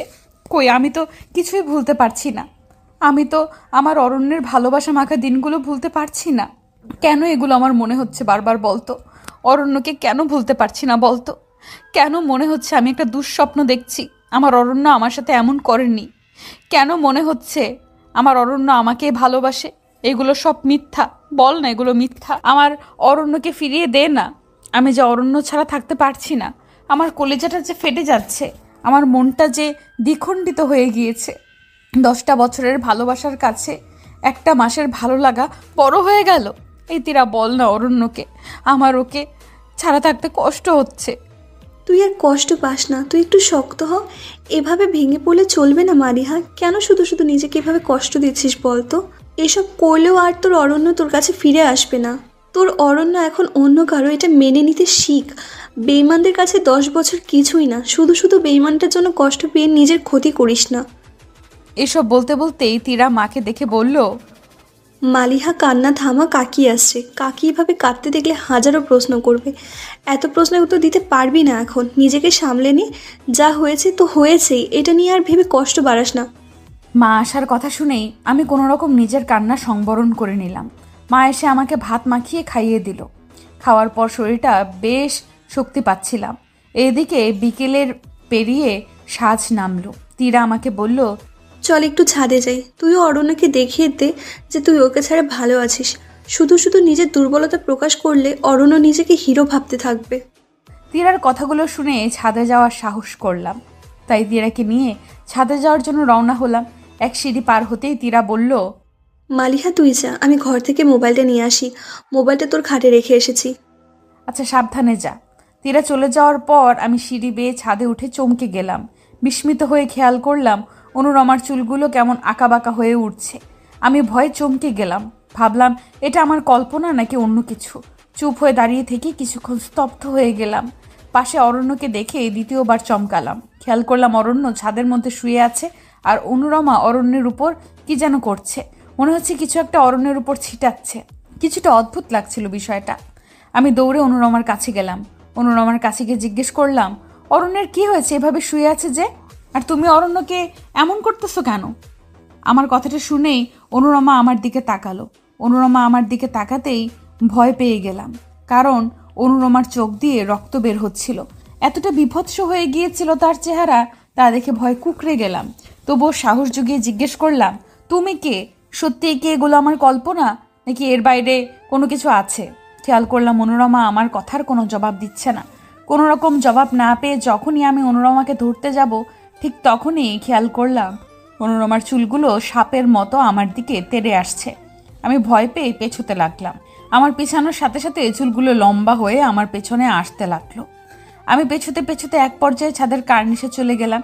ঠিক এই সময় চুলগুলো আমাকে পেঁচিয়ে ধরলো। এমনভাবে পেঁচিয়ে ধরলো যে আমার দম আটকে নিঃশ্বাস নিতে কষ্ট হচ্ছিল। শরীরটা মোচড়াতে লাগলো। নিজেকে ছাড়ানোর যত চেষ্টা করছিলাম ততই চুলগুলো আমাকে আরো শক্ত করে পেঁচিয়ে ধরলো। এক পর্যায়ে আছাড় মেরে ফেললো। আছাড় মারার পর মাথায় প্রচণ্ড আঘাত পেলাম। ছাদের মেঝে থেকে একটা পেরেক হাতে ঢুকে গেল। কোনো রকমে অনুরমার দিকে তাকিয়ে দেখলাম অনুরমার চেহারাটা হিংস্র হয়ে গিয়েছে। হাতের পেরেকটা ঢুকে টলমল করে রক্ত বের হতেই আমি ব্যথায় চিল্লানি দিয়ে উঠলাম। ঠিক এই মুহূর্তে তীরার ডাকে পুনরায় অবাক হলাম, কারণ আমি খেয়াল করলাম আমি এখনো সিঁড়ির কাছে দাঁড়িয়ে আছি। তার মানে আমি এখনো ছাদে যাইনি। তাহলে একটু আগে আমার সাথে যা ঘটলো সেটা কি আমার কল্পনা? ভাবতে ভাবতে একদম চুপ হয়ে দাঁড়িয়েছিলাম। তখন তীরা ধাক্কা দিয়ে বলল, কি হলো? তুই এভাবে চিল্লানি দিয়ে উঠলি আর তোর হাতে কি হলো? এভাবে রক্ত পড়ছে যে? তীরার কথায় হাতটা দেখে আমি ভাবলাম কিছুক্ষণ আগের ঘটনা যদি মিথ্যা হয় তাহলে আমার হাতে পেরেক ঢোকার আঘাতের চিহ্নটা কিভাবে হলো? অবশ্যই এটা আমার কল্পনা না। যদি আমার কল্পনা হতো তাহলে আঘাতের চিহ্নটা হাতে থাকতো না। হলো, এবার বিশ্বাস হলো এতক্ষণ যা ঘটেছে সেটা মোটেও আমার কল্পনা না। এটা কোনো মায়া। আমি নিশ্চিত কোনো মায়ার জালে ফেসে গিয়েছে। আর অনুরমা কোনো সাধারণ মানুষ না। রহস্যের করার একটা গন্ধ পেলাম, কিন্তু কি সেই রহস্য? আমি কি সেটা উদ্ঘাটন করতে পারবো? অপরদিকে তীরা এইভাবে আমাকে ভাবনাতে ডুবে থাকতে দেখে পুনরায় ধাক্কা দিয়ে বলল, কিরে মালিহা, কথা বলছিস না কেন? আমি তীরার কথায় ভাবনার জগৎ থেকে নিজেকে বের করে এনে বললাম, না তেমন কিছু না, চল ছাদে যাই। তীরাকে নিয়ে ছাদে যাওয়ার পর খেয়াল করলাম অরণ্য আর অনুরমা দাঁড়িয়ে আছে। অনুরমা আমাকে দেখেই একটা মুচকি হাসি দিয়ে বলল, কি ব্যাপার, তোমার হাতে কি হয়েছে? এরকম আঘাত পেলে কি করে? পাশ থেকে অরণ্য আমার হাতটা দেখে বলল, মালিহা দেখি তো তোর হাতটা কি করে এমন জখম করলি, সাবধানে চলতে পারিস না? এ বলে অরণ্য আমার হাতটা নিয়ে হাত দেখতে লাগলো। এর মধ্যে অনুরমার দিকে খেয়াল করে দেখলাম অনুরমার চোখ রাগে রক্তবর্ণ ধারণ করে রক্ত ঝরছে। আমি অনুরমাকে এইভাবে দেখার পর নিজেকে বেশ শান্ত রাখলাম। এবার আমার মনে হলো অনুরমা সত্যিই সাধারণ কোনো মানুষ না। এসবের পেছনে অবশ্যই কোনো রহস্য আছে। এসব ভেবে অরণ্যের কাছ থেকে নিজের হাতটা ছাড়িয়ে নিয়ে বললাম, তোকে দেখতে হবে না, আমি ঠিক আছি। হাতটা ছাড়িয়ে অনুরমার দিকে এবার খেয়াল করলাম। অনুরমা তো চোখগুলো স্বাভাবিক। আমি বিষয়টা আরেকটু ভালোভাবে বোঝার জন্য অরণ্যকে বললাম, দেখ তো অরণ্য, হাতের এই জায়গাটায় কি বেশি জখম হয়েছে? তোর মতিগতি বুঝি না। এ বলিস হাত না ধরতে, এখনই বলছিস আবার দেখে দিতে। কি যে করিস না, দে দেখি। এই বলে অরণ্য আমার হাতটা নিয়ে দেখতে দেখতে বলল, ভালোই তো জখম হয়েছে, এভাবে পেরেক ঢুকলো কি করে? আমি অরণ্যকে পুনরায় বললাম, একটু রক্তটা মুছে দে তো। অরণ্য রক্তটা আলতো করে মুছতে থাকলো আর বলতে লাগলো, এত বেখেয়ালিভাবে চললে হয়? একটু সাবধানে চলতে পারিস তো। আমি অরণ্যের কথায় পাত্তা না দিয়ে অনুরমার দিকে তাকালাম। খেয়াল করলাম অনুরমার চোখ থেকে পুনরায় রক্ত ঝরতে লাগলো। ব্যাপারটা আরও ভালোভাবে বোঝার জন্য আমি অরণ্যের হাত থেকে নিজের হাতটা ছাড়িয়ে নিয়ে বললাম, আর দরদ দেখাতে হবে না। বলেই অনুরমার দিকে আবার তাকালাম। লক্ষ্য করলাম এবার অনুরমা বেশ স্বাভাবিক হয়ে আছে। খুব ভালোই বুঝতে পেরেছিলাম এই বিয়েটার পেছনে যথেষ্ট রহস্য আছে, কিন্তু কী সেই রহস্য? সব কিছুই আমার কাছে অজানা। মনে মনে স্থির করলাম এই রহস্য যে করেই হোক উদ্ঘাটন করব। এর মধ্যেই অনুরমা ডেকে বলল, কি গো মালিহা, তুমি হুটহাট চুপ হয়ে যাও কেন? আরে এমনি, শরীর ভালো লাগছে না তো তাই। কি হয়েছে তোমার? শরীরটা একটু দুর্বল। খাওয়া দাওয়া ঠিক করে করো না, তাই তো? হ্যাঁ, একটু খামখেয়ালি করি, খাওয়া দাওয়া নিয়ে খেতে মন চায় না বলতে পারো। কি যে বলো না, এই বয়সে বেশি খাবা? এখনই তো খাবার সময়। আচ্ছা খাবো, যাই এখন, রাত হয়ে এসেছে। শরীরও ভালো লাগছে না, একটু ঘুমাতে হবে। বলেই ছাদ থেকে চলে আসলাম। এসে চুপ হয়ে শুয়ে রইলাম। দেখতে দেখতে রাত গভীর হলো। অরণ্যের রুমটা আমার রুমের পাশাপাশিই ছিল, তাই হুট করে আমার কানে একটা বিকট আওয়াজ আসলো। আমি আওয়াজটা খেয়াল করে দেখলাম অরণ্যের রুম থেকে আসছে। অরণ্যের রুমের দিকে একটু এগোলাম। আওয়াজটার তীব্রতা আরও বাড়তে লাগলো। অরণ্যের রুমের কাছে আসতেই আওয়াজটা আরও প্রখর হলো। একটু স্থির হয়ে বোঝার চেষ্টা করলাম এটা কিসের আওয়াজ। কেন জানি না মনে হলো হাড়গোড় খাওয়ার আওয়াজ হচ্ছে। একটু ভালো করে লক্ষ্য করে দেখলাম জানলাটা হালকা খোলা। জানলা দিয়ে উকি দেওয়ার ঠিক হবে কিনা বুঝতে পারছিলাম না। অনেক ভেবে মনস্থির করলাম যে একটু উকি দেওয়া যাক। মনস্থির করে যখন উকি দিলাম ভয়ে আটকে গেলাম, কারণ অনুরমা অরণ্যকে পাশে শুইয়ে একটা মৃত বিড়াল কুড়মুড় করে চিবিয়ে খাচ্ছে। অরণ্য তখন বিভোর ঘুমে মগ্ন, আর এইদিকে ভয়ে আমার পা কাঁপতে থাকলো। তবুও মনে সাহস জুগিয়ে নিজের মনের জোর বাড়ালাম। খেয়াল করলাম অনুরমা বিড়ালটা খেয়ে অরণ্যের পাশে বসে কি যেন বিড়বিড় করছে। সাথে সাথে অরণ্য শূন্যে ভাসছে। অরণ্যকে শূন্যে ভাসিয়ে অনুরমা একদম চুপ হয়ে চোখ বন্ধ করে কিছুক্ষণ দাঁড়িয়ে থাকলো। তারপর আবার অরণ্যকে শূন্য থেকে নামিয়ে চোখ খুলে অরণ্যর দিকে তাকালো। অরণ্যের দিকে তাকাতেই একটা আলোর রশ্মি অনুরমার চোখ থেকে বেরিয়ে অরণ্যের কপালে প্রবেশ করলো। অরণ্যের কপালে আলোটা প্রবেশ করার সাথে সাথে আশ্চর্যজনকভাবে বিড়ালের অবশিষ্ট হাড়গোড়গুলো লেগে জ্যান্ত হয়ে গেল। আর বিড়ালটা জানলার কাছে এসে ঝাঁপ দিয়ে আমার উপরে উঠে মুখে আঁচড় কাটলো। মুখে আঁচড় কাটতেই আমি বিকটভাবে চিৎকার দিয়ে উঠে খেয়াল করলাম আমি বিছানায় শুয়ে আছি। তার মানে আমি স্বপ্ন দেখছিলাম। তাড়াহুড়ো করে পাশে রাখা পানির গ্লাস থেকে গপ গপ করে পানি খেলাম। এই মুহূর্তে খেয়াল করলাম আমার মুখে হালকা জ্বলুনি হচ্ছে। আমি লাইটটা জ্বালিয়ে আয়নার দিকে গিয়েই ভয় পেয়ে গেলাম মুখে আঁচড়ের দাগ দেখে। আমার আর বুঝতে বাকি রইল না আমি অনেক বড় মায়ার জালে ফেসে গিয়েছি। পরদিন রাতেও একইভাবে হাড়গোড়ের আওয়াজ পাচ্ছিলাম। ঘড়িতে খেয়াল করে দেখলাম রাত তখন 3টা বাজে। আমি আওয়াজ বরাবর এগিয়ে জানলার কাছে দিয়ে উকি দিয়ে দেখলাম আগের রাতের অনুরমা যা করছিল আজকেও একই কাজ করছে। এবার আমি জানলার পাশে দাঁড়িয়ে নিজের হাতের কাটা অংশটা একটু আঁচড় দিয়ে কেটে রক্ত বের করলাম। রক্ত বের করে জানলার পাশের দেয়ালে একটা চিহ্ন আঁকলাম, কারণ আমি যদি এটা স্বপ্ন দেখে থাকি তাহলে পরদিন রক্তের চিহ্নটা দেয়ালে থাকবে না, আর যদি এটা বাস্তব হয়ে থাকে তবে পরের দিন দেয়ালে রক্তের চিহ্নটা পাবো। এই মুহূর্তে বিড়ালটি আমার উপরে এসে ঝাঁপ দিতেই আমি চিৎকার করে উঠে খেয়াল করলাম আমি বিছানায় শুয়ে আছি। ঘড়ির কাঁটায় তাকিয়ে দেখলাম রাত 4টা বাজে। তার মানে আমি ওইখানে 1 ঘন্টা কাটিয়েছি। এখন শুধু সকাল হওয়ার পালা, আর দেখতে হবে ওই রক্তের চিহ্নটা ওইখানে আছে নাকি। রক্তের চিহ্নের কথা মনে হতেই আমার চোখ গেল আমার হাতের দিকে। হাতের দিকে তাকিয়ে দেখলাম আমার হাতে জখমটা থেকে রক্ত পড়ছে। তার মানে এতক্ষণ যা হয়েছে তা আমার স্বপ্ন ছিল না। তবুও পুরোপুরিভাবে বিষয়টা পরিষ্কার হওয়ার জন্য সকালবেলা পর্যন্ত অপেক্ষা করতে হবে। আস্তে আস্তে রাতের আধার গুটিয়ে আকাশটা লাল হয়ে পূর্ণ গগনে সূর্য উঠতে লাগলো। আমি হাতের জখমটায় মলম লাগিয়ে ঘর থেকে বের হলাম। তখন হালকা হালকা আলো ছিল, পুরোপুরিভাবে সূর্যটা ওঠেনি। ঘর থেকে বের হয়ে আরেকটা বিষয় লক্ষ্য করে চমকে গেলাম। খেয়াল করলাম একটা অপরূপ সুন্দরী মেয়ে বাগানের দিকে হেঁটে যাচ্ছে। মনে মনে ভাবলাম, গেট তো তালা দেওয়া, তাহলে এই মেয়ে বাড়িতে ঢুকলো কি করে? আমিও মেয়েটার পিছু নিলাম। মেয়েটা দৌড়ে বাগানের দিকে যেতে লাগলো। আমিও মেয়েটার পেছন পেছন দৌড়াতে লাগলাম। দৌড়াতে দৌড়াতে বললাম, এই কে তুমি? দাঁড়াও বলছি, না হয় কিন্তু চেঁচিয়ে বাড়ির সবাইকে ডাক দিব। কি হলো, কথা কি কানে যায় না? দাঁড়াও না বলছি। খেয়াল করলাম মেয়েটা আমার কথা পাত্তা না দিয়েই দৌড়াতে লাগলো। আমিও জোরে দৌড়ে মেয়েটার সামনে দিয়ে দাঁড়ালাম। তখন মেয়েটাকে দেখে স্তব্ধ হয়ে গেলাম। এই তো অনুরমা। কিন্তু অনুরমার তো ঠোঁটের নিচে তিল ছিল না, আর অনুরমার রূপে এত সুন্দর আলোর ঝলকানিও ছিল না। এই মেয়ে কে তাহলে? কে?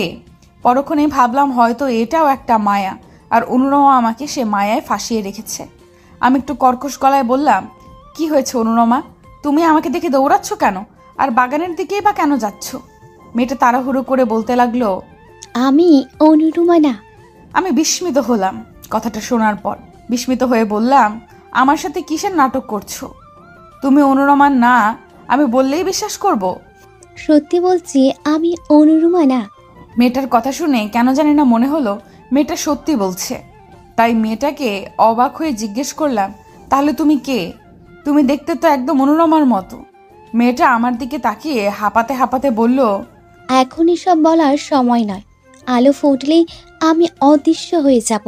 কালকে ভোর 5টায় এখানেই থেকো, তবে আলো ফোটার আগে এসো। সূর্যের আলোতে আমি দৃশ্যমান হতে পারবো না। সূর্য ওঠার সাথে সাথে আমার শক্তি বিলীন হয়ে যায়। মেয়েটার কথা শুনে বিস্ময়ের পাল্লাটা ভারী হলো। বিস্মিত হয়ে বললাম, তাহলে তুমি কে সেটা তো বলে যাও। বলতে বলতেই খেয়াল করলাম মেয়েটা অদৃশ্য হয়ে গেল। মাথাটা খুব ব্যথা করছে, বুঝতে পারছি না আমার সাথে কি ঘটছে। মনে মনে ভাবতে লাগলাম, মেয়েটা অনুরমার মতো দেখতে অবিকল। মেয়েটা যদি অনুরমা না হয় তবে এই মেয়েটাকে আর এখানে বা কেন এসেছে?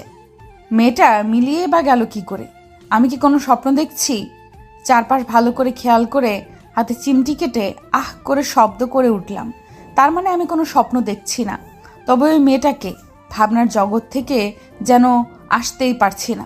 এসব ভাবতে ভাবতে সামনে এগোতে লাগলাম। এর মধ্যে অরণ্য আমার সামনে এসে দাঁড়িয়ে বলল, কি রে, তুই এত সকাল সকাল বাগানে এসে কি করছিস?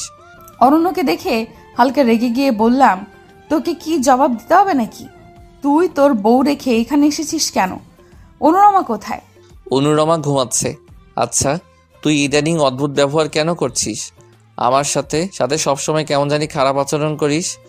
কি করেছি আমি? কি করেছিস সেটা মনে হয় তুই জানিস না, আবার আমাকে বলতে আসছিস কি করেছি? এত ভালো গিরি তোকে দেখাতে কে বলেছে রে? আমার পেছনে লাগিস কেন সব সময়? বিয়ে করেছিস, বউ নিয়ে ভালো থাক। আমার কথা তোর ভাবতে হবে না। রাগ লাগে অনেক। আজব, আমি কি এমন করলাম বলবি তো? শুধু শুধু রাগ দেখাচ্ছিস তুই। আমার সাথে এরকম করলে বেশ খারাপ লাগে, কিন্তু একদম এরকম করবি না। অনন্য কথা বলতেই লাগলো। অরণ্যের কথা যতই শুনছিলাম ততই শরীরটা রাগে গিজগিজ করতে লাগলো। রাগের মাত্রাটাও বেড়ে যেতে লাগলো। রাগ হয়ে অরণ্যের দিকে তাকিয়ে বললাম, শর্ত এখান থেকে, আমার সাথে কথা বলতে আসবি না। অসহ্য লাগে তোকে, এটা বুঝতে পারছিস না কেন? যত সব আজাইরা পক পক শুধু। বলেই আমি বাড়ির সামনে এসে চমকে গেলাম, কারণ খেয়াল করলাম অরণ্য বাড়ির সামনে দাঁড়ানো আর তার পাশে অনুরমা দাঁড়ানো। তাহলে একটু আগে আমি কার সাথে কথা বলছিলাম? তাহলে কি আমি কল্পনায় অরণ্যকে ভেবে কথা বলছিলাম? আমি এইসব গুলিয়ে যেতে লাগলাম। সব কিছুতেই কিন্তু একটা কিন্তু থেকে যাচ্ছে, কিন্তু এই কিন্তুর কোনো উত্তর খুঁজে পাচ্ছি না। আমাকে এভাবে দাঁড়িয়ে থাকতে দেখে অনুরমা আমার কাছে এসে বলল, কি ব্যাপার, এইভাবে দাঁড়িয়ে আছো যে? আর এত সকাল সকাল বাগানের দিকে গিয়েছিলে কেন? অনুরমার কথা শুনে ভাবনার ঘোর থেকে বেরিয়ে বললাম, এমনি হাঁটতে গিয়েছিলাম, শরীরটা ভালো লাগছে না তো, তাই ভাবলাম বাগানে হাঁটলে মনটা ভালো লাগবে, এই আর কি। অনুরমা আমার মুখে তার হাত দিয়ে ধরে বলল, কি ব্যাপার মালিহা, তোমার মুখে এই আঁচড়ের দাগ কিসের? একদম লাল হয়ে আছে যে, কোথায় কি আঁচড় লেগেছিল? অনুরমা যখন আঁচড়ে স্পর্শ করলো আমি হালকা ব্যথা অনুভব হলো। আমি ব্যথায় ওহ করে উঠলাম। তখনই মনে পড়ল রাতের কথা। রাতের কথা মনে হতেই মনে হলো যে আমি তো আমার হাতের রক্ত দিয়ে অরণ্যের জানলার পাশে একটা চিহ্ন দিয়েছিলাম। আমাকে দেখতে হবে চিহ্নটা আছে কিনা। চিহ্নটা যদি থাকে তাহলে বুঝতে হবে আমি মায়ায় ফেসে গেছি। আমার সাথে যা ঘটছে সব বাস্তব, কিন্তু আমি এর সঠিক রহস্য উদ্ঘাটন করতে পারছি না। আমার নীরবতা দেখে অনুরমা আবারও বলে উঠল, কি ব্যাপার, চুপ হয়ে আছো যে? আঁচড় কি করে লাগলো, বলবে না? আমি আমতা আমতা করে অনুরমাকে বললাম, জানি না কি করে আঁচড় লাগলো, হয়তো কোনোভাবে লেগেছে। কি যে করো না, সাবধানে চলতেও তো পারো, একটু মলম লাগিয়ে নিও। অনুরমার কথা শুনে কোনোরূপ জবাব না দিয়ে বাড়ির ভেতর ঢুকলাম। বাড়ির ভেতর ঢুকতেই আমার মনে হলো আমি যে অরণ্যের রুমের জানলায় চিহ্ন হয়ে গেছিলাম সেটা দেখে আসা যাক। যে ভাবনা সে কাজ। দৌড়ে গেলাম অরণ্যের রুমের পাশে। অরণ্যের রুমের পাশে গিয়ে খেয়াল করলাম চিহ্নটা জানলার পাশে আঁকা আছে। তার মানে আমি যা দেখছিলাম সেটা আমার স্বপ্ন নয়। তবে আমার সাথে কেন এমন হচ্ছে? আর অনুরমাকে অরণ্যকে বিয়ের পেছনেও একটা কারণ আছে বলে মনে হচ্ছে। সবকিছুই রহস্যময়, তবে আমি সেটা এখনো বের করতে পারছি না। সারাটা দিন শুধু এসব চিন্তা করেই পার করলাম, আর ভেতরে ভেতরে ছটফট করতে লাগলাম। ছটফট করতে করতেই দিন পেরিয়ে রাত নামলো। আগের রাতের মতোই একটা বিকট আওয়াজে আমার ঘুম ভাঙলো। আমি আবার আওয়াজ ধরে এগিয়ে অরণ্যের রুমের জানলার কাছে গেলাম। এবার অনুরমাকে দেখে আরও চমকে গেলাম। অনুরমার চেহারা এতটা বীভৎস ভাষায় প্রকাশ করার মতো না। অনুরমার চুলগুলো সাপ হয়ে অরণ্যকে পেঁচিয়ে রেখেছে। অরণ্যকে পেঁচিয়ে কি যেন বিড়বিড় করছে। আমি অরণ্যের এরকম হাল দেখে নিজেকে সামলাতে পারছিলাম না। চিন্তা করলাম এখনই অনুরমার রুমে যাব, গিয়ে অনুরমাকে ধরবো, আমার যা হয় হবে। এই ভেবে অরণ্যের রুমে যেতে নিব। এ সময় পুনরায় খেয়াল করলাম অরণ্যকে অনুরমা বিছানায় শুয়ে স্বাভাবিক রূপে ফিরে আসলো। এবার অনুরমা হাতটা বাড়াতেই মনে হলো কেউ একজন তার হাতে একটা বোতল দিয়েছে। বোতলটা দেখতে অনেকটা গোলাপ জলের বোতলের মতো। অনুরমা সে বোতলটা দিয়ে অরণ্যের শরীরের উপর কি যেন পানির মতো ছিটাচ্ছে। তখন অদ্ভুত রকমের একটা গন্ধ চারদিকে বিরাজ করছিল। আমি বুঝতে পারছিলাম না অনুরমা ঠিক কি চাচ্ছে। পানি ছিটাতে ছিটাতে অনুরমার মুখে কি যেন বিড়বিড় করছিল। আর অরণ্য কিছুক্ষণের মধ্যেই উঠে বসলো, কিন্তু অরণ্যকে কেন জানি না স্বাভাবিক মনে হচ্ছিল না। অরণ্য উঠতেই অনুরমাকে জড়িয়ে ধরলো। অনুরমাকে জড়িয়ে ধরে জানলার দিকে তাকাতেই আমার চোখের সাথে অরণ্যের চোখ পড়ল। অরণ্যের চোখে চোখ পড়তেই মনে হলো অরণ্যের চোখ থেকে আগুন বের হচ্ছে। আমি অরণ্যের চোখে তাকিয়ে থাকতে পারছিলাম না, আবার চোখ সরাতেও পারছিলাম না। খেয়াল করলাম অরণ্যের চোখ থেকে আগুনটা আমার দিকেই আসছে। আগুনটা আমার দিকে আসতেই আগুনটার উত্তাপে আমার মুখে ছ্যাঁকা লাগলো। মুখে ছ্যাঁকা লাগতেই অসম্ভব জ্বলুনি অনুভব করলাম। আর খপ করে ঘুম থেকে উঠে দেখলাম আমি আমার রুমে শুয়ে আছি। তার মানে আগের রাতে যেভাবে আমি মায়ায় ফেসে গিয়েছিলাম আজকেও সেইভাবেই ফাঁসলাম। ঘড়ির কাঁটায় খেয়াল করলাম 4টা বাজে। মনে হলো এর মধ্যে কোনো একটা উদ্দেশ্য লুকিয়ে আছে। অনুরমা নিশ্চিত কোনো উদ্দেশ্য হাসিলের জন্য অরণ্যকে বিয়ে করেছে। তবে অরণ্যের চোখ এমন হয়ে গেল কেন? কি হচ্ছে সব বুঝতে পারছি না। এর মধ্যেই আমার জানলাটা মনে হলো কেউ খুলছে, আর আমি জানলা খোলার আওয়াজ পেলাম। জানলা খুলতেই একটা সূক্ষ্ম আলোক রশ্মি জানলা দিয়ে আসলো। আমি আলোটার দিকে তাকাতেই একটা রাস্তা তৈরি হয়ে গেল। রাস্তা দিয়ে এগোবো কিনা বেশ দোটানায় পড়ে গেলাম। কিছুক্ষণ ভেবে সিদ্ধান্ত নিলাম রাস্তা দিয়ে এগোনো যাক। এই ভেবে রাস্তা দিয়ে হাঁটতে লাগলাম। যতই রাস্তা দিয়ে হাঁটতেছিলাম ততই বিকট বিকট আওয়াজ শোনা যাচ্ছিল। ভয়ে পেছনে আসতে নিয়ে খেয়াল করলাম আমি শূন্যে আছি, আর পেছনের রাস্তাটা মিলিয়ে গিয়েছে। এখন যদি আমি পেছনে আসতে চাই তাহলে নির্ঘাত পড়ে যাব। উপায় না পেয়ে ভয়ে ভয়ে সামনে এগিয়ে যেতেই একটা বিষয় দেখে ভয় কেঁপে উঠলাম, কারণ খেয়াল করলাম সামনে অরণ্য আর অনুরমা দাঁড়ানো। আমি বিস্মিত হয়ে অরণ্যের দিকে তাকিয়ে আরো ভয় পেয়ে গেলাম, কারণ অরণ্যের চোখে আগুনের লাভা জ্বলছিল। অরণ্যকে এই অবস্থায় দেখে জিজ্ঞেস করলাম, কি রে, তোর চোখে কি হয়েছে? আর এখানে কি করছিস? এমন করে আমার দিকে তাকিয়ে আছিস কেন? অরণ্য আমার কথার কোনো জবাবই দিচ্ছিল না। তাই পাশে থাকা অনুরমাকে বললাম, কি ব্যাপার অনুরমা, অরণ্যের কি হয়েছে? আর আমি এ কোন জায়গায় আসলাম? আমাকে এখানেই বা কে আনলো? জানলার আলো থেকে রাস্তায় বা কি করে তৈরি হলো? আমি তো এর কোনো উত্তরই খুঁজে পাচ্ছি না। অনুরমা আমার কথা শুনে মৃদু হাসলো। ততক্ষণে অনুরমার বিনুনিটা সাপের মতো ঝুলতে লাগলো। আমার ভয়ের মাত্রাটা বেড়ে যেতে লাগলো। অরণ্যকেও কেমন যেন লাগছিল। বেশ ভালোই বুঝতে পারছিলাম অরণ্য কোনো শক্তির মায়ায় পড়ে আছে। অপরদিকে অনুরমাকে বারবার একই প্রশ্ন করছিলাম, তবে অনুরমার মুখ থেকে কোনো জবাবই আসছিল না। তাই সাহস করে অনুরমার কাছে গেলাম। অনুরমার কাছে গিয়ে অনুরমাকে যখনই ধরতে যাব ঠিক তখনই অনুরমা বিকট একটা হাসি দিল। অনুরমার হাসিতে আরো বেশি ভয় পেয়ে গেলাম।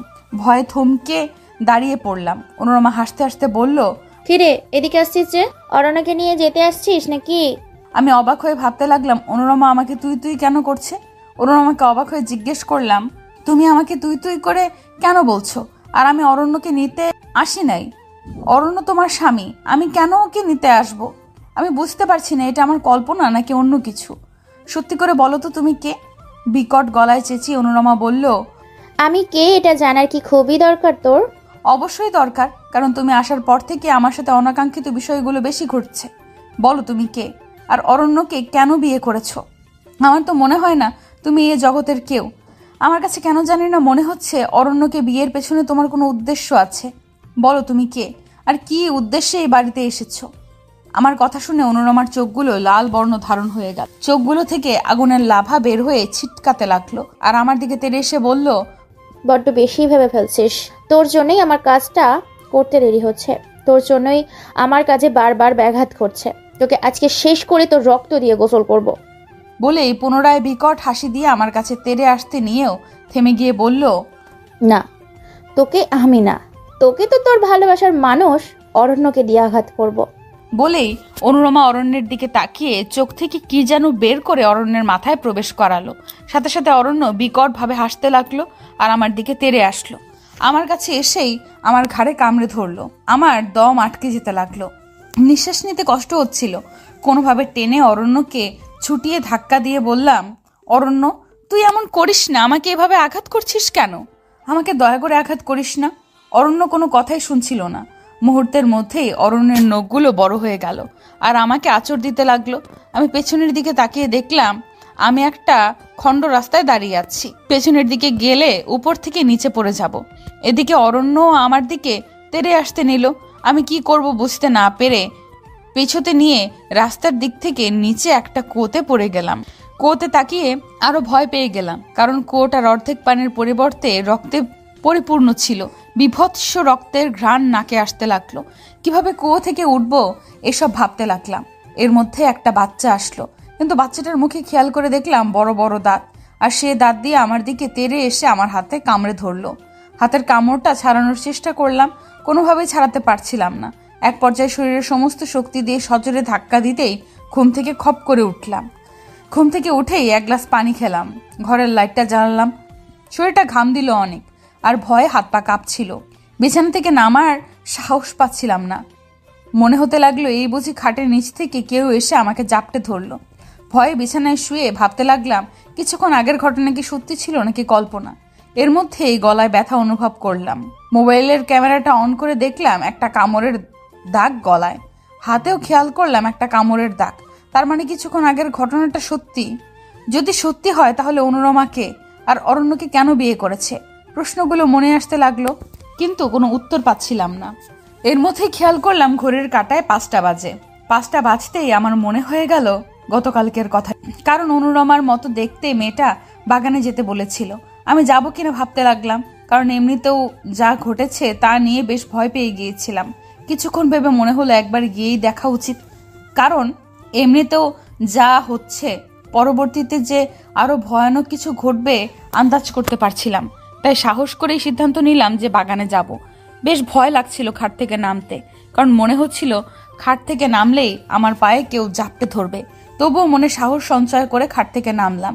খাট থেকে নামার পরপরই কি যেন আমার পায়ের উপর দিয়ে গেল। আমি ভয়ে খপ করে পুনরায় খাটে উঠে গেলাম। ভয়ে কলিজা কাঁপতে লাগলো। এই মুহূর্তে খেয়াল করলাম একটা ইঁদুর গিয়েছে।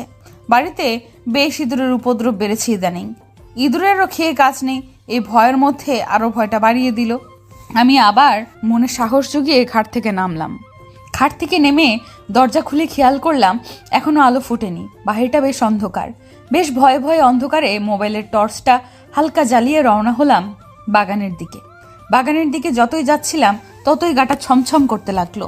মনে হতে লাগলো এই বুঝি আমার পেছনে কেউ হাঁটছে। পেছনে তাকিয়ে খেয়াল করলাম কেউ নেই।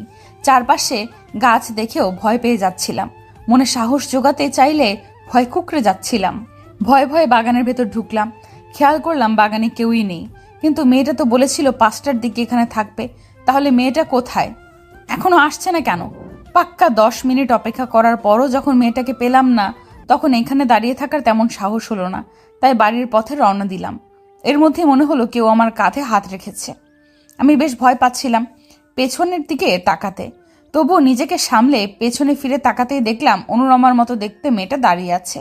আমি অনুরমার মতো দেখতে মেয়েটাকে বললাম, তোমার জন্যই এখানে এসেছি, বলো তুমি কে? তুমি আর অনুরমা দেখতে একরকম কিভাবে হলে? তুমি যদি অনুরমা না হও তাহলে তুমি কে? মেয়েটা আমার দিকে একটু তাকালো। মেয়েটার চোখ দেখে মনে হলো বেশ মায়াবী। অনুরমার চোখ মোটেও এত মায়াবী। আমি চোখ থেকে আমার চোখটা সরিয়ে নিলাম, কারণ মনে হচ্ছিল কোনো মায়ায় ফেসে যাব। চোখটা সরিয়ে মেয়েটাকে আবার বললাম, বলো তুমি কে? কথা বলছো না কেন?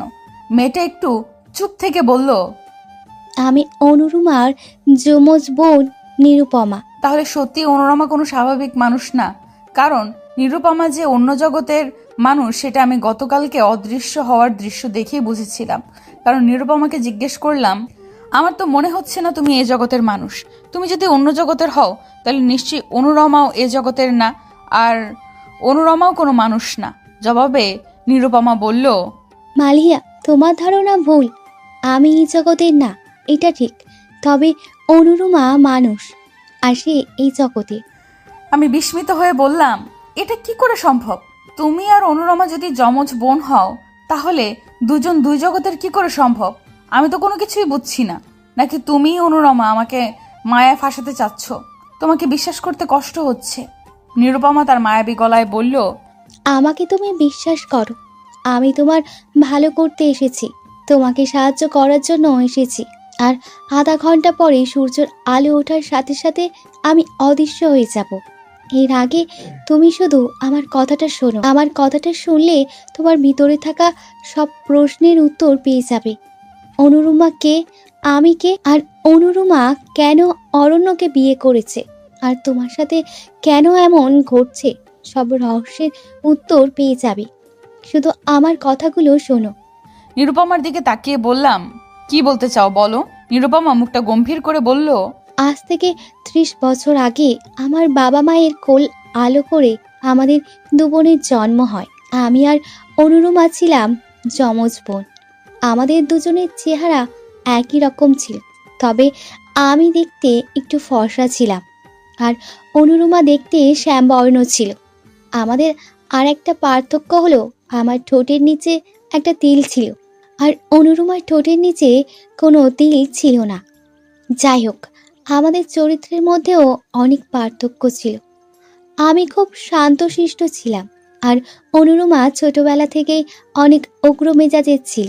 উগ্র মেজাজের কারণে বাবা মা তাকে একটু শাসনেই করলে সে আমার দিকে তেড়ে আসতো, কারণ তার ধারণা ছিল যে আমি শান্তশিষ্ট থাকি বলেই তাকে সবাই শাসন করে। মাঝে মাঝে এমন হতো যে বাবা মা তাকে শাসন করে মারলে আমাকে এসে মারতো। আরও অনেক অনাকাঙ্ক্ষিত কাণ্ড ঘটাত। এভাবেই আমি আর অনুরুমা বড় হতে লাগলাম। অনুরুমা আর আমার চুলগুলো ধীরে ধীরে বড় হতে লাগলো। আমাদের দু বোনের চুলগুলোই ছিল অনেক লম্বা। পড়াশুনোর দিক দিয়ে আমি বেশি ভালো ছিলাম। মোট কথা, আমার মধ্যে সব কিছুর একটা ভালো দিক ছিল, আর অনুরুমা তার বিপরীত ছিল। দেখতে দেখতে দুজনের বয়স 25 হলো, আর সেখানে থেকেই বিপত্তি ঘটা শুরু করলো। একদিন খেয়াল করলাম অনুরুমার রুমে একটা বিড়াল নিয়ে আসে। সেটাকে প্রথমে আঘাতের পর আঘাত করে মেরে ফেলে। আমি অনুরুমার এমন ব্যবহারে ভয় পেয়ে গিয়েছিলাম। অনুরুমাকে বললাম, অনুরুমা, তুই বিড়ালটাকে এভাবে নির্মমভাবে আঘাত করে মারলি কেন? এতটা হিংস্র কি করে হতে পারলি? তোর বুক কি কেঁপে ওঠেনি? সাথে সাথে অনুরুমা একটা অট্ট হাসি দিয়ে বলল, এটাকে এখন জীবিত করব, দেখবি কি করি। আমি অবাক হয়ে জিজ্ঞেস করলাম, কিভাবে? অনুরুমার সাথে কি যেন বিড়বিড় করছিল, আর বিড়ালটা জ্যান্ত হয়ে দৌড়ে গেল। সেদিনের কারণটা জানতে না পারলেও পরে জানতে পারি অনুরুমা কালো জাদুর প্রতি ঝুঁকে গিয়েছে। কার সংস্পর্শে এমন হয়েছে প্রথমে বুঝতে পারিনি, পরে জানতে পারলাম এক পিশাচী সন্ন্যাসীর কাছ থেকে এগুলো শিখেছে। আমি অনুরুমাকে অনেক বোঝানোর চেষ্টা করেছি এই কাজগুলো একদম ভালো না, এই কাজগুলো যেন না করে। অনুরুমা আমার কথার কোনো পাত্তা দিত না, বরং কাজগুলো আমার সামনে বেশি করত। তাই বাধ্য হয়ে বাবা মাকে বলি। মা বাবাও অনুরুমাকে অনেক শাসন করেছিল, কিন্তু অনুরুমা বাড়ি ছেড়ে গিয়ে সন্ন্যাসের সাথে থাকা শুরু করলো আর কালো জাদুতে নিজেকে অভিজ্ঞ করতে লাগলো। আস্তে আস্তে অনুরুমা আরো শক্তিশালী হয়ে গেল। এদিকে বাবা মা অনুরুমার চিন্তায় শুকিয়ে গেল। বাবা মায়ের এমন দশা দেখে বহুবার অনুরুমার কাছে খবর পাঠিয়েছে যাতে করে অনুরুমা ফিরে আসে, কিন্তু অনুরুমা ফিরে আসেনি। একদিন উপায় না পেয়ে বাবা মায়ের কথা ভেবে আমি গেলাম সেই সন্ন্যাসীর খবরিতে গিয়ে বেশ অবাক হলাম, কারণ কত শত বিদঘুটে জিনিসপত্র আশেপাশে ছড়িয়ে ছিটিয়ে আছে, অন্ত নেই। বেশ ভয় করছিল বাড়ির ভিতরে ঢুকতে, তবুও নিজের মনে সাহস জুগিয়ে ভিতরে ঢুকলাম। দরজার পাশে যেতেই অনুরুমার সন্ন্যাসীর কথোপকথন আমার কানে আসলো। আমি সরাসরি রুমে না ঢুকেই দরজার পাশে দাঁড়িয়ে পড়লাম। সন্ন্যাসী অনুরুমাকে বলছে, তুই আগের চেয়ে অনেক কিছু শিখেছিস, অনেক শক্তিশালী হয়েছিস, কিন্তু তোকে এ শক্তি ধরে রাখতে হলে একটা কাজ করতে হবে। এতে করে তোর শক্তি বাড়বে আর বেঁচে থাকতে পারবি অনেক দিন। যদিও কাজটা অনেক কঠিন, তুই পারবি কিনা আমি একটু সন্দিহানে আছি। অনুরুমা সন্ন্যাসীকে আশ্বস্ত করে বলল, যত কঠিন কাজই হোক না কেন আমি করতে প্রস্তুত। আপনি আমাকে বলুন কি করতে হবে, নিজের শক্তি বাড়ানোর জন্য আমি সব কাজ করতে রাজি আছি। সন্ন্যাসী গম্ভীর গলায় জবাব দিল, তোকে নর বলি দিতে হবে। নর বলি না দিলে তোর শক্তি বেশি দিন স্থায়ী হবে না। নরবলির কথা শুনেই আমার ভিতরটা আঁতকে উঠেছিল। ভেবেছিলাম অনুরুমা রাজি হবে না, কিন্তু অনুরুমা নরবলি দিতেও রাজি হয়ে গেল। অনুরুমা সন্ন্যাসীকে বলল, এ তো কোনো কঠিন কাজই না, এটা অধিকই সহজ কাজ। আমি আমার শক্তি দিয়ে একটা মানুষ ধরে এনে বলি দিয়ে দিব, এটা নিয়ে আপনি একদম চিন্তা করবেন না। সন্ন্যাসী রহস্য গলায় বলল। একটা বিপত্তি আছে। অনুরুমা প্রশ্ন করল, কি বিপত্তি? বিপত্তিটা হলো যাকে তাকে বলি দিতে হবে না। অনুরুমা উৎসুক কণ্ঠে জবাব দিল, তাহলে কাকে বলি দিতে আপনি বলুন, আমি আমার শক্তি বৃদ্ধির জন্য সব করতে প্রস্তুত। সন্ন্যাসী সজোরে বলল, তোর বাবা মাকে বলি দিতে। বাবা মাকে বলে দিতে হবে।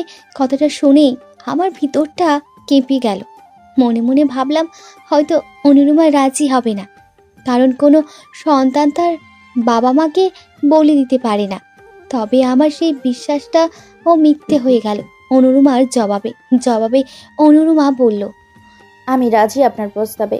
আমি আমার মায়া দিয়ে বাবা মাকে এখানে নিয়ে আসবো আর বলি দিব।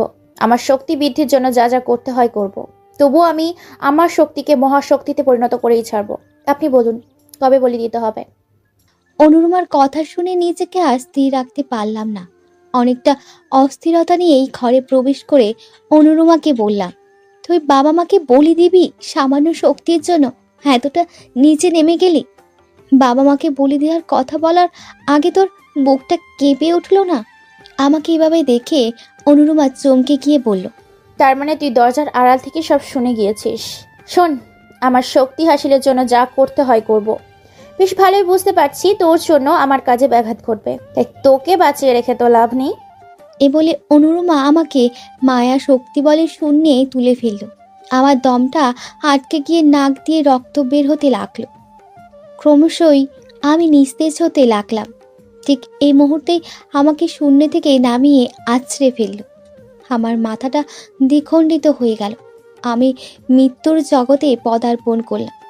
সে সাথে আমার আত্মাটা অতৃপ্ত হয়ে ঘোরাফেরা করতে থাক। অনুরুমা আস্তে আস্তে আমার বাবা মাকে বলি দিল। সেই সাথে সে অনেক শক্তিশালীর অধিকারী হলো। এই যে তোমার বিয়েতে গিয়ে মনে হচ্ছিল না সবাই কেন সাদা শাড়ি পরে আছে? আমি অবাক হয়ে জিজ্ঞেস করলাম, হ্যাঁ কেন? তবে আমার এমন মনে হলো বাকিদের কাছে তো এমন মনে হয়নি। এর কারণ কি? জবাবে নিরুপমা বলল, অরণ্য তোমাকে ভালোবাসে, এই কারণে তোমাকে বিশেষ শরবত পান করিয়েও মায়া জালে ফাঁসাতে পারেনি। বাকিরা মায়ার জালে ছিল, তাই বিষয়টা অবলোকন করতে পারেনি। তুমি তেমন মায়ায় ছিলে না, তাই বিষয়টা অবলোকন করতে পেরেছো।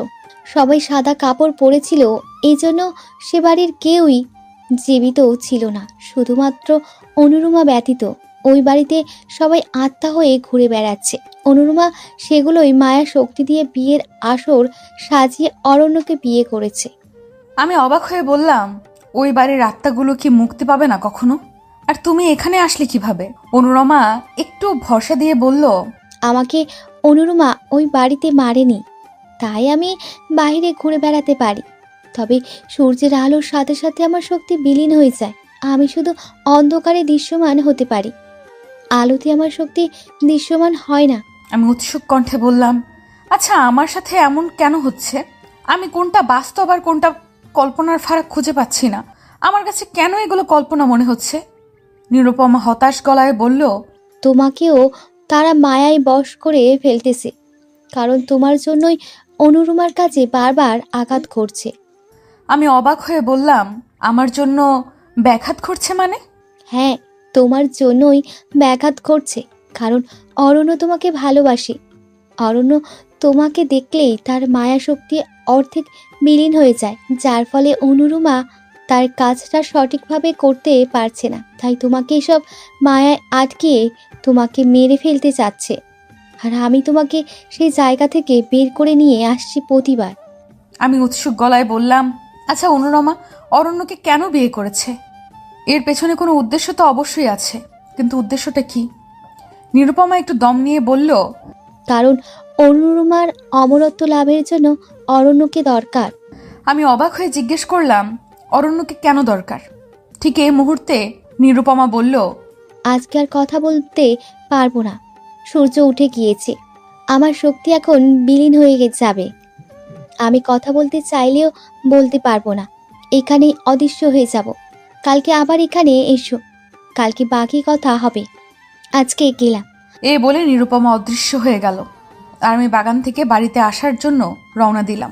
মনে মনে অশান্তি আসছিল, এটা ভেবে যে অরণ্য কিভাবে অনুরমাকে আমরত্বের জন্য সাহায্য করবে। অরণ্যকে অনুরমা কি করবে? মেরে দিবে না তো? এসব ভেবেই বুকটা কেঁপে উঠল। বাড়ির পাশে আসতেই দেখলাম অনুরমা আর অরণ্য দাঁড়িয়ে আছে। আমি অরণ্যকে দেখে অরণ্যের কাছে গিয়ে তার চোখের দিকে তাকালাম। কত ভুল বুঝে কত কিছুই না বলেছি, কিন্তু আমার অরণ্য সব সময় আমাকেই ভালোবেসেছে। অরণ্যের চোখে এক ভালোবাসার ছন্দ খুঁজে পাচ্ছিলাম।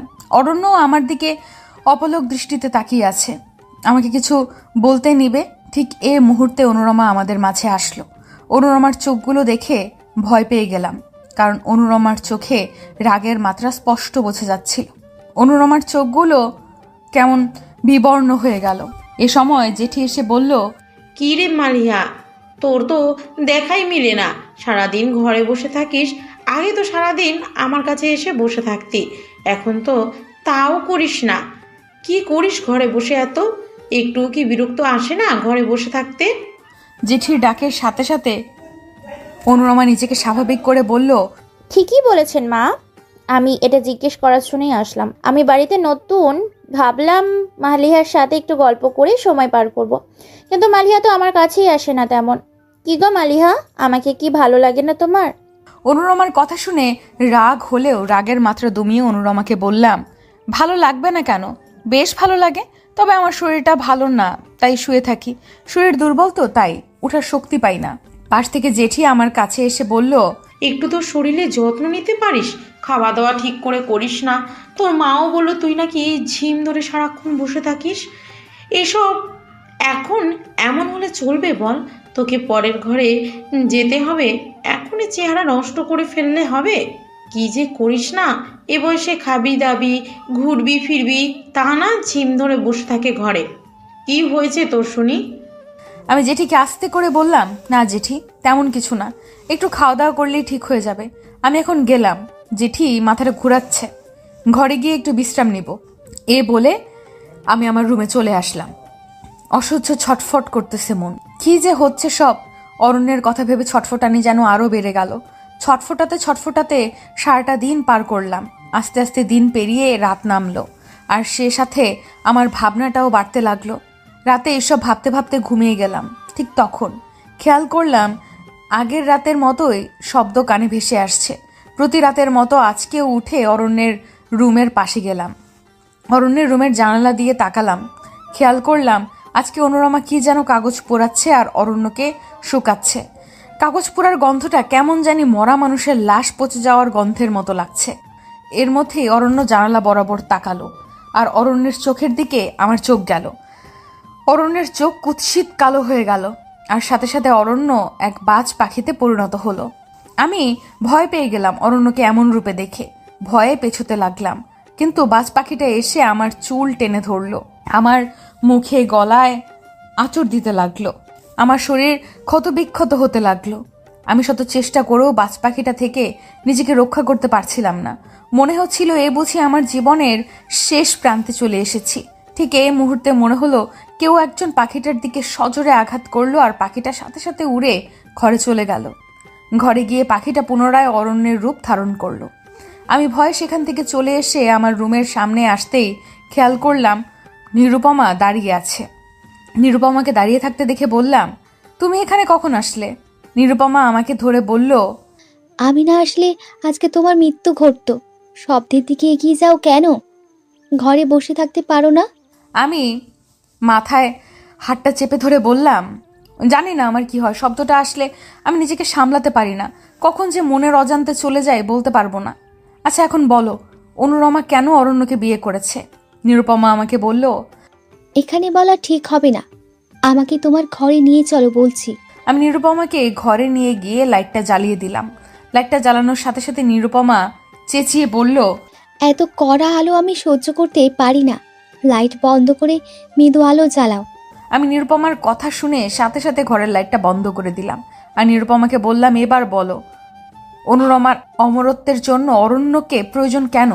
জবাবে নিরুপমা বলল, কারণ অনুরমাকে অমরত্ব লাভ করতে হলে একজন সাধারণ মানুষকে বিয়ে করতে হবে। সাধারণ মানুষকে বিয়ে করার পর মায়ায় ফেলে তার সাথে মিলন করতে হবে। আর মিলনের পর যে বাচ্চাটা হবে সেটা বলি দিয়েই অনুরমা অমরত্ব পেয়ে যাবে। আমি অবাক হয়ে বললাম, তাহলে এখনো কি অনুরমা আর অরণ্যের মিলন হয়নি? নিরুপমা কণ্ঠ গম্ভীর করে বলল, না, এখন মিলন হয়নি। কারণ মিলন করতে হবে পূর্ণিমা তিথিতে, আর পূর্ণিমা তিথি হবে আরও 15 দিন পর। অনুরমা এর মধ্যে অরণ্যকে মায়ায় ফাঁসিয়ে মিলনের জন্য প্রস্তুত করছে। তবে অরণ্যের মায়া তোমার কাছে আসলে নষ্ট হয়ে যাচ্ছে বারবার। তাই অনুরমা তোমাকে মারার জন্য হন্যে হয়ে ঘুরে বেড়াচ্ছে। 2-1 বার মারার পরিকল্পনা করে ব্যর্থ হয়েছে আমার জন্য, কারণ আমি প্রতিবার তোমাকে বাঁচিয়ে দিচ্ছি। তবে অরণ্য আর অনুরমার মিলনের পর আর একটা বিষয় ঘটবে। আমি উৎসুক চোখে নিরুপমার দিকে তাকিয়ে বললাম, কি ঘটবে? নিরুপমা দীর্ঘ নিঃশ্বাস নিয়ে বলল, মিলনের পর অরণ্যের মৃত্যু ঘটবে। অরণ্যের মৃত্যু ঘটবে। কথাটা শুনেই আমি আঁতকে উঠলাম। আঁতকে উঠে নিরুপমাকে বললাম, আমি থাকতে অরণ্যের কিচ্ছু হতে দিব না। আমাকে কি করতে হবে বলো? কি করলে অনুরমাকে শেষ করতে পারবো? নিরুপমা আমার কাছে এসে বলল, পূর্ণিমা তিথিতে অনুরমা আর অরণ্যের যেন মিলিত হতে না পারে সেটার ব্যবস্থা করতে হবে। কারণ এখন অনুরমা অরণ্যকে বিয়ে করেছে। যদি সঠিক সময়ে মিলিত হতে না পারে তাহলে অনুরমার মৃত্যু ঘটবে। তবে মিলন আটকানোর অনেক কঠিন কাজ। তুমি পারবে করতে? আমি বলিষ্ঠ গলায় নিরুপমাকে বললাম, আমি সব পারবো। আমার অরণ্যের জন্য নিজের জীবন দেওয়া লাগলেও দিব। নিরুপমা আমার সাহস দেখে বলল, আর 15 দিন পর পূর্ণিমা তিথি, আর এর আগেই তোমাকে একটা কাজ করতে হবে। অরণ্যের মায়ার জাল থেকে বের করে আনতে হবে। আমি বিস্ময়ের দৃষ্টিতে তাকিয়ে বললাম, তবে সেটা কিভাবে? আমি কিভাবে অরণ্যকে মায়ার জাল থেকে বের করব? এর একটা উপায় বলো। নিরুপমা কিছুক্ষণ চুপ হয়ে দাঁড়িয়ে থেকে বলল, অরণ্যের সামনে সামনে থাকবে সব সময়।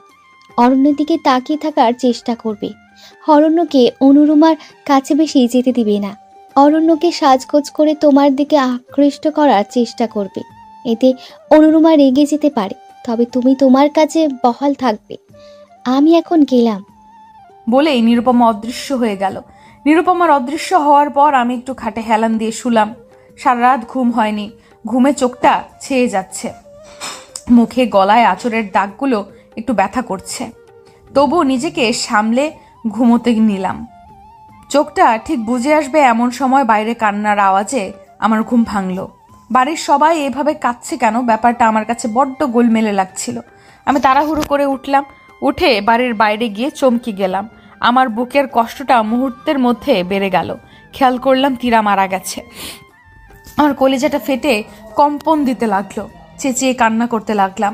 তীরাকে শেষবার দেখে নিজের ভেতর কেঁপে উঠলাম। সারা গায়ে আঁচড়ের দাগ, কত নির্মমভাবে মারা হয়েছে তীরাকে।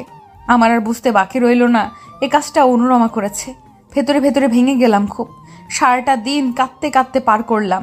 সন্ধ্যার সময় ঘরের লাইট বন্ধ করে বিছানার পাশে হাঁটু মুড়ি দিয়ে মাথাটা হাঁটুর উপর রেখে বসে বসে কাঁদতেছিলাম। ঠিক এই মুহূর্তে খেয়াল করলাম কেউ একজন আমার কাঁধে হাত রেখেছে। আমি মুখটা উপরে তুলতেই আধো আধো আলোতে খেয়াল করলাম এটা নিরুপমার হাত। নিরুপমাকে দেখে জোরে কান্না করে দিয়ে বলতে লাগলাম, অনুরমা তীরাকে মেরে দিয়েছে, আমি এখন কি করব? আমার তো কিছুই ভালো লাগছে না। তীরার মতো কি অরণ্যকেও হারিয়ে ফেলবো বলেই কেঁদে দিলাম। নিরুপমা আমাকে সান্ত্বনা দিয়ে বলল, এখন কাঁদার সময় না, তোমাকে তোমার লক্ষ্য থেকে বিচ্যুত করার জন্য এই কাজটা করেছে। আমি অবাক হয়ে জিজ্ঞেস করলাম, লক্ষ্য থেকে বিচ্যুত করতে মানে? নিরুপমা আমার কাছে এসে তারপর মুখটা একটু মলিন করে বলল, গতকালকে রাতের কথা কি ভুলে গিয়েছো? আমি বলেছিলাম যে তোমাকে অরণ্যের সামনে বেশি ঘুরতে, সাজগোজ করে অরণ্যকে তোমার দিকে আকৃষ্ট করতে, এতে করে অরণ্যের মায়া কেটে যাবে। আমি বিস্ময়ের সুরে বললাম, কিন্তু এটার সাথে তীরার মৃত্যুর কি সম্পর্ক? নিরুপমা আমার হাতটা ধরে বলল, তুমি কি বোকা নাকি? শোনো মেয়ে, তীরাকে মেরে ফেলে তোমাকে হতাশ করে ফেলেছে। এখন চাইলেও সাজগোজ করে অরণ্যের সামনে গিয়ে অরণ্যকে আকৃষ্ট করতে পারছো না। এতে লাভটা কার হচ্ছে বলো? আমি সত্যিই ভাবতে পারিনি অনুরমা এত বড় ছক কষেছে। আমি অস্থির হয়ে নিরুপমাকে জিজ্ঞেস করলাম, এখন আমি কি করব বলো? কিভাবে আমি অরণ্যকে বাঁচাবো? সহজ হিসাব মালিয়া, নিজেকে শক্ত করো আর অরণ্যকে তোমার দিকে আকৃষ্ট করো। বলেই নিরুপমা অদৃশ্য হয়ে গেল। এদিকে সারা বাড়িতে মৃত্যুর আহাজারি। তবুও আমি নিজেকে সামলে নিলাম। আজকে অরণ্যের দেওয়া সবচেয়ে পছন্দের শাড়িটা পরলাম। তীরা সব সময় এই শাড়িটা পরলে বলতো, মালিহা তোরে এই শাড়ি পরলে কেন জানি না আকাশের নীলিমার মনে হয়। তীরার কথাটা মনে হয়েই মনের অজান্তেই হু হু করে কেঁদে উঠলাম। বুকটা দুমড়ে মুচড়ে গেল। তবুও নিজেকে সামলে নিলাম। হাতে কাচের চুড়ি আর পায়ে নুপুর পরলাম। রাত তখন 1টা। অরণ্যের ঘরের সামনে গিয়ে পায়ের নুপুর বাজাতে লাগলাম। খেয়াল করলাম অনুরমা দরজা খুলেছে। অনুরমাকে দরজা খুলতে দেখে আমি পায়ে পড়া নুপুরের আওয়াজগুলো জোরে জোরে দিতে লাগলাম। আমার নুপুরের আওয়াজ শুনে অরণ্য দরজার পাশে এসে আমাকে এইভাবে দেখে অবাক দৃষ্টিতে তাকিয়ে রইল। আমি অরণ্যের দিকে তাকিয়ে একটা মিষ্টি হাসি দিলাম। সাথে সাথে খেয়াল করলাম আমি শূন্যে ভাসছি। আর কিছুক্ষণের মধ্যেই শূন্য থেকে আছড়ে নিচে পড়ে গেলাম। উঠে দেখলাম আমি বিছানায় শুয়ে আছি, আর আশেপাশে মা জেঠিরা নির্জীব হয়ে বসে আছে। আমি বুঝতে পারছিলাম কি হয়েছে। আমি উঠে বসতেই মা আমার কাছে এসে বলল, কিরে মালিহা, কি হয়েছিল তোর? 15টা দিন শুধু হালকা জ্বরে ভুগছিস। ডাক্তার এসে দেখে গেল কয়েকবার, ডাক্তাররা কোনো রোগ ধরতে পারছিল না। হাসপাতালে ভর্তি করিয়েছিলাম, সেখান থেকেও রিলিজ দিয়ে দিল। আর তোর হুঁশও ছিল না। এই একটু হুঁশ আসছে আবার চলে যেত। নীল শাড়ি চুড়ি পরে কোথায় গিয়েছিলি তুই? মায়ের কথা শুনে আমি অবাক হয়ে গেলাম। তার মানে আমি 15 দিন পার করে ফেলেছি। তাহলে তো আজকে পূর্ণিমা তিথি। আজকে যদি অরণ্যকে অনুরমার হাত থেকে বাঁচাতে না পারি, তাহলে চির বিদায় দিতে হবে অরণ্যকে। কি করব ভেবে উঠতে পারছিলাম না। নিরুপমার সাথে দেখা করা জরুরি। ঘড়ির দিকে তাকিয়ে দেখলাম সন্ধ্যা 6টা বাজে। তার মানে হাতে আর সময় নেই। কিন্তু আমি নিরুপমার সাথে দেখা করব কিভাবে? আশেপাশে তাকিয়ে দেখলাম অরণ্য আর অনুরমা নেই। অরণ্য আর অনুরমাকে না দেখে ভেতরটা ভয়ে কেঁপে উঠল। আমি চুপ করে ভাবতে লাগলাম কি করা যায়। বেশ হতাশ হয়ে পড়লাম। অরণ্যকে চিরতরে হারানোর একটা বিয়োগ যন্ত্রণা মনে বাজতে লাগলো। আমার নীরবতা দেখে জেঠি আমার পাশে বসে বলল, কিরে মালিহা, চুপ করে আছিস কেন? আর তুই বাগানে শাড়ি পরে গিয়ে কি করছিলি? জেঠির কথা শুনে ভাবতে লাগলাম আমি তো বাগানে ছিলাম না। আমি তো অরণ্যের রুমের সামনে ছিলাম। হয়তো অনুরমা বাগান নিয়ে ফেলে এসেছে। সব প্রশ্ন যেন মাথার মধ্যে গুলিয়ে ফেলছিলাম। জেঠি পুনরায় ধাক্কা দিয়ে বলল, কিরে মালিহা, কথা বলছিস না কেন?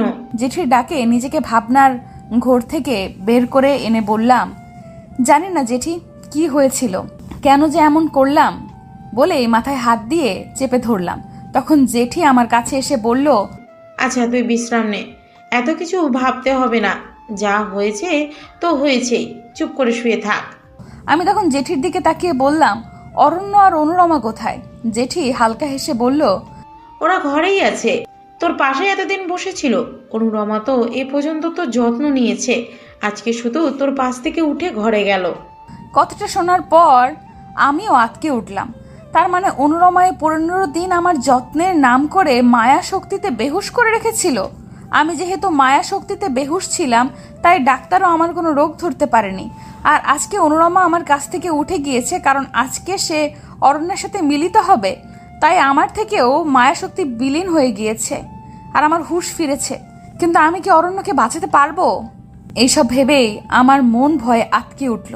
এর মধ্যে মা ভাত নিয়ে এসে বলল, সবগুলো খা, না খেয়ে শরীরের হাল কি করেছিস? আমার কাছে মনে হলো আজকে জেঠি আর মাকে সবটা জানানোর দরকার না, না হয় অরণ্যকে অনুরমা মেরে দিবে।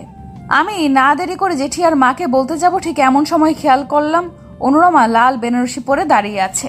জেঠি আর মা এ সময় লাল বেনারসি পরতে দেখে কিছুটা অবাক হয়ে অনুরমাকে বলল, কি ব্যাপার অনুর মা, এ অসময়ে লাল বেনারসি শাড়ি পরছে কেন?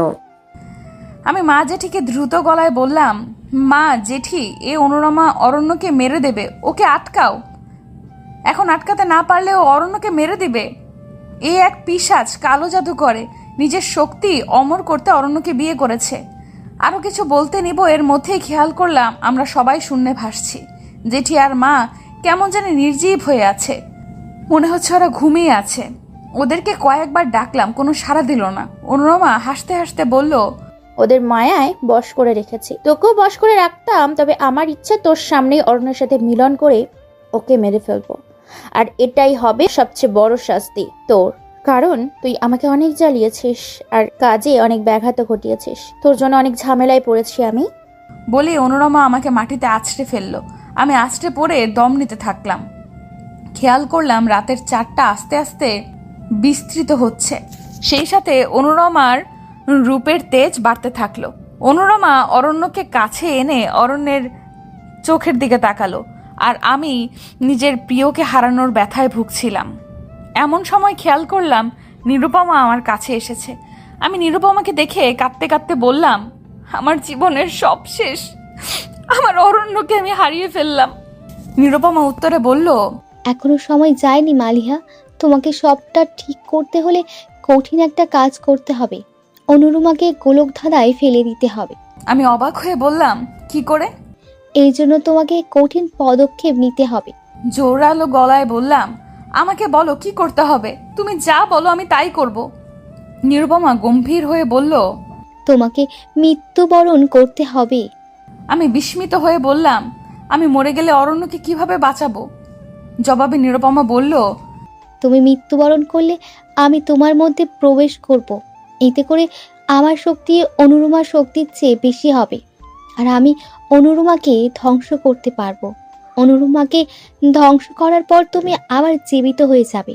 তুমি কি আমার প্রস্তাবে রাজি? আমি 7-5 না ভেবে বললাম, আমি রাজি। অরণ্যকে বাঁচানোর জন্য যা করতে হয় করব। কিভাবে মরতে হবে বলো? নিরুপমা আমাকে একটা ছুরি এগিয়ে দিয়ে বলল, গলায় সজোরে আঘাত করো। আমি ভয়ে ভয়ে ছুরিটা হাতে নিলাম। তারপর শরীরের সমস্ত শক্তি দিয়ে গলায় আঘাত করলাম। আমার গলা দ্বিখণ্ডিত হয়ে গেল। একদিকে মাথা, আরেকদিকে শরীর ছটফট করতে লাগলো। খলখলিয়ে রক্ত বের হতে লাগলো। তীব্র যন্ত্রণায় ছটফট করতে করতে আস্তে আস্তে নিস্তেজ হয়ে গেলাম। মরার পরও যেন সব কিছু টের পাচ্ছিলাম। এর মধ্যে মনে হলো কেউ একজন আমার মধ্যে প্রবেশ করেছে। আমার অসহ্য যন্ত্রণা হলো। আমার মাথার শরীর জোড়া লেগে গেল। আমি উঠে খেয়াল করলাম আমি দেখতে নিরুপমার মতো হয়ে গিয়েছি, আর আমার শরীরে অনেক মায়াশক্তি কাজ করছে। আমি দৌড়ে অনুরমা আর অরণ্যের কাছে গেলাম। অনুরমাকে অরণ্যের থেকে দূরে সরালাম। অনুরমা আমার দিকে তেড়ে আসতে নিল, আমিও অনুরমার দিকে তেড়ে গেলাম। অনেকক্ষণ চেষ্টার পরেও অনুরমাকে কিছু করতে পারছিলাম না। একটা সময় গলায় আঘাত করতে গিয়ে অনুরমার বিনুনিতে টান পড়ে আর অনুরমা আহ করে চেঁচিয়ে ওঠে। আমি বুঝতে পারলাম অনুরমার চুলে সব শক্তি রয়েছে, তাই সজোরে অনুরমার চুলে টান দিলাম। সাথে সাথে অনুরমার মাথা ভাগ হয়ে মগজ বের হয়ে আসলো। অনুরমা দেখতে কুৎসিত হয়ে গেল। অনুরমার সারা শরীর পুরো ছাই হয়ে গেল। নিমেষেই বাড়ির সবকিছু স্বাভাবিক হয়ে গেল। মনে হলো কিছু একটা আমার থেকে বের হয়ে গেল। আমার হাতে একটা রেখা টেনে গেল। তীরাও জীবিত হয়ে গেল আর আমি খপ করে তীরার ডাকে ঘুম থেকে উঠলাম। তীরা বলতে লাগলো, কিরে মালিহা, বিয়ের দিন এত ঘুমালে চলবে? ওঠ, অরণ্য তো কখন উঠে গিয়েছে। আমি তীরার কথা শুনে বুকে থুতু দিলাম। এর মধ্যে অরণ্য রুমে ঢুকে বলল, কি রে, উঠবি না নাকি? বলে আমার হাতের দিকে নজর দিয়ে বলে উঠল, তোর হাতে এ রেখাটা কিসের? এটা তো আগে ছিল না। হাতের রেখাটা দেখেই আমার সবটা মনে পড়ে গেল। কি হয়েছে বুঝতে আর বাকি রইল না। সবাই মায়ায় ছিল, তাই সবটা ভুলে গিয়েছে। কিন্তু আমি তো জানি কি হয়েছিল। আমি মুচকি হেসে অরণ্যকে বললাম, ও কিছু না, আমি উঠছি, তুই যা। বলেই উঠে গেলাম। অনেক ঘটা করে আমাদের বিয়ে হলো। বিয়ের রাতে অরণ্য বলে উঠল, মালিহা, আমার চাকুরিটা চলে গিয়েছে। আমি অবাক হয়ে বললাম, কেন? অরণ্য হতাশ গলায় বলল, আমি নাকি 1 মাস অফিসে যাইনি তাই। কিন্তু আমি অফিস এতদিন কিভাবে কামাই করলাম বুঝতেছি না।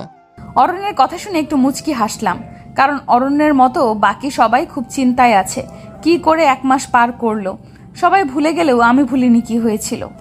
কারণ আমার আর অরণ্যের পরিণয়টা হলো অদ্ভুত রহস্যময় পরিণয়।